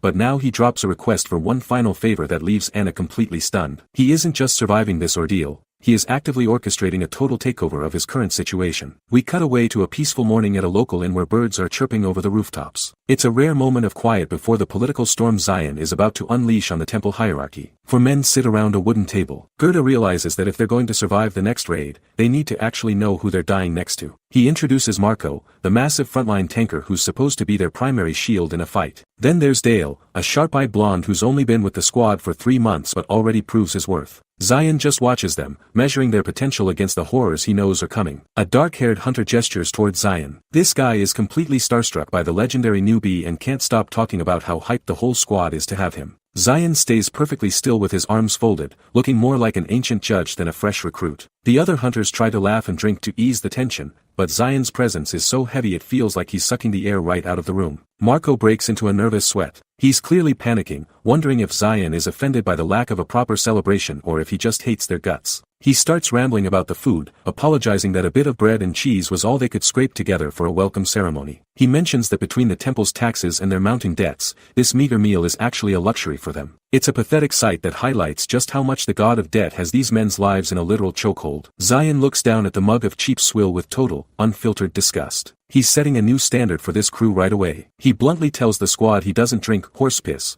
then shuts them up by pulling out a glowing bottle of top-shelf liquor. The hunters' eyes practically pop out of their heads as they stare at the shimmering glass. It's a level of luxury these guys haven't seen in their entire lives, and they're suddenly hanging on his every word. Zion explains that this is genuine white rose alcohol, a prize that slaves like them shouldn't even be allowed to touch. He's using his secret stash to flip the script on his social status. By sharing it, the atmosphere shifts from suspicious and tense to a celebratory welcome in a heartbeat. They start clinking their cups together, laughing and shouting about how much nicer he is than they thought. He's bought their temporary loyalty for the price of a single bottle, proving everyone has a price. The group finally settles around a cramped wooden table to enjoy the high-end haul. Zion realizes he's stuck in the same boat with these men until the great raid finally kicks off. He watches the young, excited hunter and notes that the kid actually has potential if he just had a decent teacher. He's already mentally sorting through the squad to see who is worth saving and who is just extra weight when things get real. He glances at the rest of the table, acknowledging that the other members are still total wildcards he needs to figure out. Then there's Captain Gerda,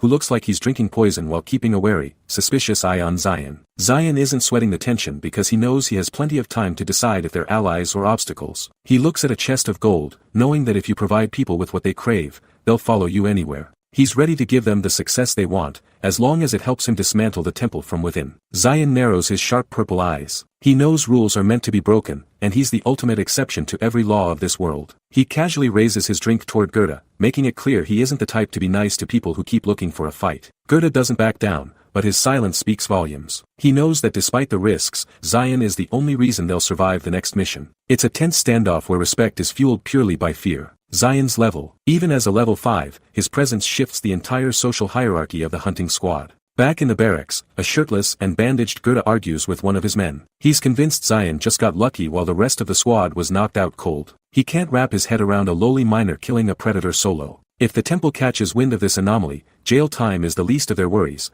They're looking at a one-way trip to the executioner. The excited hunter smiles warmly. He represents the half of the squad that's already decided to welcome Zion and share the spoils of their upcoming raids without a second thought. This blind optimism pushes Gerda over the edge, and he slams his metal cup onto the wooden table with a violent, echoing thud. He's not interested in just letting things play out or hoping that Zion is actually on their side. He turns to Zion, his face contorted with a look of pure, unadulterated suspicion. The captain makes his stance crystal clear to everyone in the room. He still doesn't trust a single thing about this mysterious miner. Zion just sits there, completely unfazed by the outburst, already calculating his next move as the shadow of the great raid looms over them all. Gerda narrows his eyes with a suspicious, knowing smirk. He is absolutely convinced Zion is just a high-level fraud and thinks the dungeon will eventually expose the truth. As the group treks up a winding mountain path, the atmosphere is heavy with unspoken tension. Honestly, Gerda's ego is so big he can't see the literal legend walking right behind him. But as they climb higher, you have to wonder how long Zion can keep playing the part of a lowly porter before the mask finally slips. A weathered scroll identifies the rocky entrance as Cave Town Edelin. This massive settlement was carved into the mountain stone hundreds of years ago,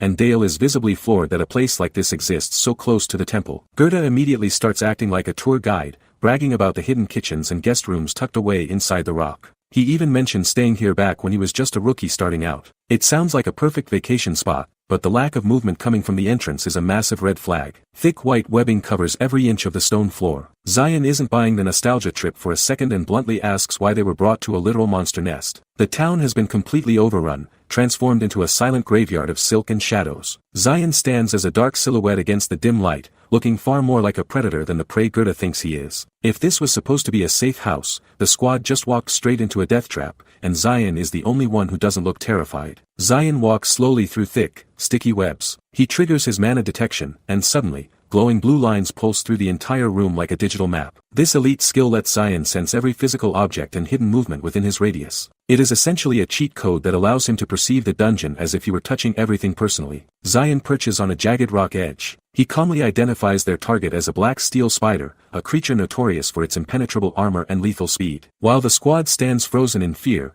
Zion explains he recognized the signs of these monsters back at the entrance. He is displaying a level of high-tier veteran experience that a common porter simply should not possess. Zion draws a circular diagram in the dirt. He dictates a cold, efficient plan to sneak past the webs and dump paralyzing toxins directly into the spider's lair. He is taking advantage of their daytime sleep cycle to turn a potential massacre into a calculated slaughter. Zion is now the one giving orders, and as he maintains his mana field, Gerda starts panicking, realizing he has completely lost control of his own team. Gerda gestures wildly while arguing with Zion. He's convinced that clearing this nest with only 4 people is a suicide mission. The black steel spiders are biological tanks with shells like plate armor and a breeding rate that can overrun a kingdom. This isn't just a dungeon raid anymore, it's a meat grinder waiting to happen. Gerda's voice cracks as he suggests they tuck tail and report back for a real combat crew. He's desperately trying to act like a leader while his knees are basically shaking. Zion looks back with a cold stare. He tells Gerda that if he lacks the confidence, he's more than welcome to stay behind. It's a total power move that strips the captain of any remaining authority. Zion is essentially calling his bluff in front of the whole squad. Can you imagine the ego hit of being told to wait in the car by your own subordinate? Zion doesn't care about feelings, he just cares about the efficiency of the hunt. Gerda watches Zion with narrow, suspicious eyes. He's convinced Zion is nothing more than a high-level scammer who's been faking his way to the top. All those stories about Zion dueling the legendary heresy examiner, Sahaku, to Gerda, those are just fairy tales he didn't witness himself. He refuses to believe a commoner could actually possess that kind of god-tier power. He's betting his entire life on the idea that Zion is a fraud.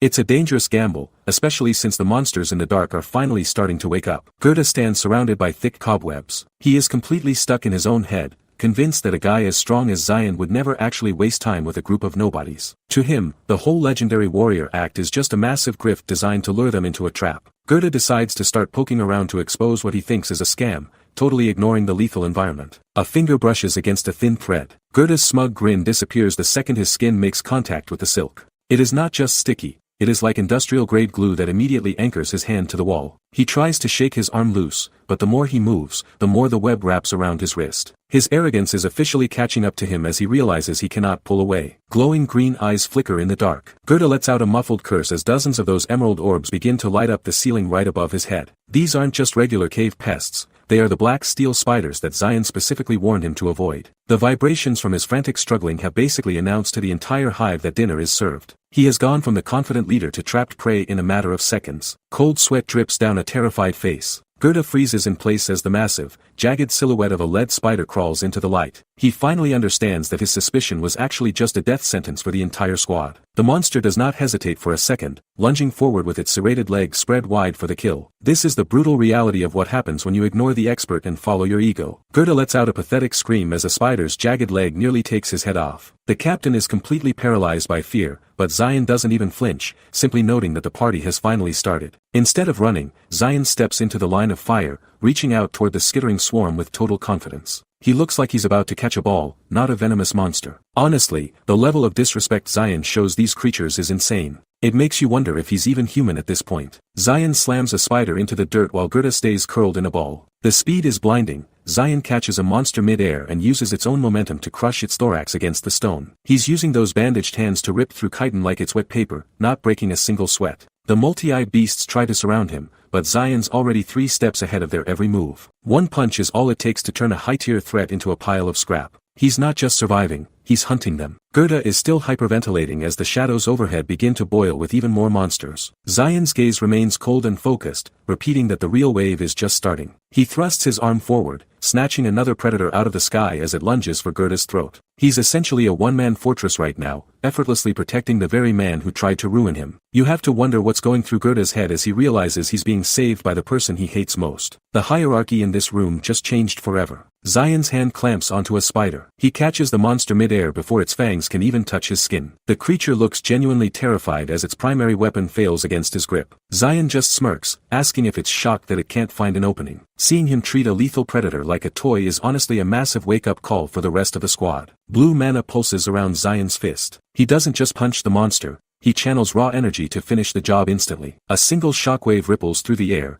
completely obliterating the spider in a flash of light. He isn't even breaking a sweat while the others are still trying to find their footing. If he can do this to one, you have to wonder how many more are lurking in the shadows. Zion lands firmly on the ground. Instead of relaxing, he immediately shouts for everyone to get close and group up. The squad doesn't even hesitate. Even the arrogant Gerda falls in line like a fresh recruit. Zion is officially the one calling the shots now. It's crazy how fast the hierarchy shifts when lives are actually on the line and a real leader emerges. Massive white webs hang from above. Zion stands at the center of the defensive circle as the group braces for the next impact. But then, the floor starts to move as a literal sea of spiders crawls out from the dark. This wasn't just a simple ambush, it's a full-scale extermination attempt by the dungeon. The real question is, can Zion protect all of them at once? Glowing green eyes swarm the ceiling. Spiders are dropping from the dark like heavy rain, and Zion knows a standard battle plan won't survive this level of chaos. He quickly hands Marco a dark scarf and tells him to wrap it around his massive hammer. It looks like a bizarre move during an ambush, but Zion is already thinking 3 steps ahead of the environment's mechanics to ensure they don't get trapped. Zion barks orders at the rest. He tells Dale and Gerda to cover their blades with their capes before the next wave hits. Standard sharp edges are basically useless here because the spider's silk will gum up the metal and turn their swords into blunt sticks within seconds. By using the fabric as a buffer, they can just shake off the webbing and keep their weapons functional. Honestly, the logic is flawless, and the team manages to smash the first few attackers without their gear getting stuck. Marco swings his cloth-wrapped hammer. The sticky silk clings to the fabric instead of the weapon's head, letting him maintain his crushing momentum. But the scary part is the scale of this ambush. Dale looks around and realizes they aren't just fighting a squad. They're fighting hundreds of these monsters. It's a literal ocean of black shells and multi-eyed predators closing in from every angle, and the question is no longer how they'll win, but how long they can actually keep swinging before the sheer numbers bury them alive. A black spider lunges through the air. Zion barely sidesteps the razor-sharp legs as the swarm closes the gap, while Gerda completely loses his cool and screams for the group to hurry up. The captain is officially panicking, and his lack of composure is putting the entire squad in even more danger. Blue light glows around Zion's fist. He waits for the monsters to gather into a single, dense target before calmly telling Gerda he's taking over. With one massive mana burst, he vaporizes the center of the swarm in a flash of white light. He isn't just fighting at this point, he's performing a professional extermination that defies everything the squad knows about him. A dead monster lies in the dirt. Silence finally settles over the web-choked dungeon as the squad collapses, gasping for air and wondering if the nightmare is actually over. They're still breathing, but the massive gap in power between Zion and everyone else has become impossible to ignore. The tension is thick, because while the monsters are dead, the hierarchy of this group just got flipped on its head. Gerda clutches a bloody wound on his arm. He's nursing his injuries and a severely bruised ego, cursing under his breath because he had to be rescued by the very bastard he looked down on. Realizing you're the weakest link in your own crew is a brutal wake-up call, and Gerda's resentment is clearly reaching a boiling point. A bandaged hand offers a bottle. Zion hands Gerda a vial of medicinal water, explaining that the herbal mix is basically a budget health potion. It's a genuine gesture of mercy, but Gerda looks like he'd rather swallow broken glass than accept help from a lowly commoner. Zion is essentially acting as the babysitter for the man who was supposed to be leading this entire operation. Gerda stares down at the ground. The captain finally starts putting the pieces together, realizing Zion was tracking every single monster movement in the room with impossible precision. He quietly asks Zion why he isn't rubbing it in or mocking his failure. It's a heavy moment of vulnerability where the ego-driven leader finally admits, at least to himself, that he's completely outclassed. Zion gives a small, knowing smirk. He casually tells Gerda that everyone makes mistakes and to just be a bit more careful during the next encounter. In reality, Zion is thinking back to his past life when he had to train recruits who were far more useless than this. He doesn't need to be aggressive because he's already looking at Gerda like a project rather than a peer. Gerda's expression remains tense and suspicious. Even though Zion just saved his life, the captain's pride is still screaming that there must be some kind of trick involved. Zion doesn't mind the dirty looks because he's playing a much longer game than Gerda can imagine. By the time they clear this dungeon, the captain will have to decide if he's retiring for good or finally learning how to follow a real master. Gerda lunges forward with his blade held high. He's hacking away at the swarm like a man possessed, shouting in a mix of terror and adrenaline. The weird part is, it's actually working. The monsters are moving in slow motion, almost as if they're swimming through honey. Gerda thinks it's just the effect of the paralysis potion he used earlier, giving him a burst of unearned confidence. He's finally feeling like the hero he pretends to be, but he's missing the bigger picture. Is he really this good, or is there something else slowing these beasts down? Zion points toward the monster's soft underbelly. While Gerda is swinging wildly, Zion's voice echoes in his head, reminding him that the flesh near the stomach is the weakest point. It's a surgical piece of advice that turns the tide instantly. Gerda realizes with a jolt that Zion isn't just lucky. He knows everything about these creatures. Their habits, their biological flaws, and their current status. He's reading the dungeon like an open book. The captain is starting to freak out because this level of expertise shouldn't be possible for a commoner. But how can a lowly porter possess the knowledge of a high-ranking scholar? Sweat pours down Gerda's face as he strikes. His teeth are gritted in a snarl because the realization is finally starting to sink in. This isn't a scam, and Zion isn't a fluke. The captain is staring at the back of a man who shouldn't exist, asking the one question that's going to haunt him for the rest of the raid. What exactly is Zion? The hierarchy is officially dead, and as Gerda lands another blow, he knows he's no longer the one in charge. He's just a passenger in Zion's world now. A massive sword arc tears through the darkness. The squad finally finishes off a single spider, and Gerda is already patting himself on the back like he's the hero of the hour. He looks over at Zion and tells him it wasn't bad for his first time, essentially treating a legendary warrior like a promising intern. It's peak delusion, but Gerda is too busy riding his own ego to notice the actual reality of the situation. Zion sits calmly atop a massive mountain of dead monsters. While the team was sweating over one kill, Zion quietly dismantled the entire swarm and stacked them up like cordwood. The silence from the crew is deafening as they realize their captain was barely a distraction compared to this. Gerda tries to save face by awkwardly calling for a meal break, but the power dynamic has completely shifted. Dale leans in close to ask about Zion's real history. He's not buying the Porter act for a second and wants to know if Zion was part of a major guild or some famous master's apprentice. Zion just brushes it off with a casual grin, claiming he was nothing more than a simple explorer. Even Gerda is leaning in now, desperate for any answer that explains the monster sitting in front of them. Zion just gives them a cryptic look, keeping his secrets buried while he focuses on his meal. A hooded figure stands in darkness. The word master echoes in the squad's minds as they realize they aren't looking at some lucky rookie, but a seasoned killer. Zion's physical presence alone screams power, showing a body hardened by years of training no commoner should ever have. It's a terrifying reveal that leaves the group wondering just how much he's been holding back this entire time. Bold text appears on the screen. With the boss room looming just ahead, the team finally reaches the point of no return. Dale turns to Zion for guidance, asking the only question that matters: what do we do now? The captain is completely sidelined at this point, and honestly, the rest of the squad has already accepted that Zion is their real leader. A sharp metallic strike echoes out. Zion doesn't answer with words, instead drawing a massive, soul-chilling curved blade that looks like a reaper's tool. The weapon is terrifyingly large, casting a jagged shadow across the cavern floor as he grips it with effortless ease. This isn't just a sword, it's a sign that Zion is done playing nice and is finally ready to end this raid. Zion looks back with cold eyes. He gives the squad one final, chilling order to get out of the dungeon immediately. The group is paralyzed by the killing intent dripping off him, realizing they'd only be in the way of the slaughter about to happen. Zion steps into the boss room alone, leaving his shell-shocked team behind.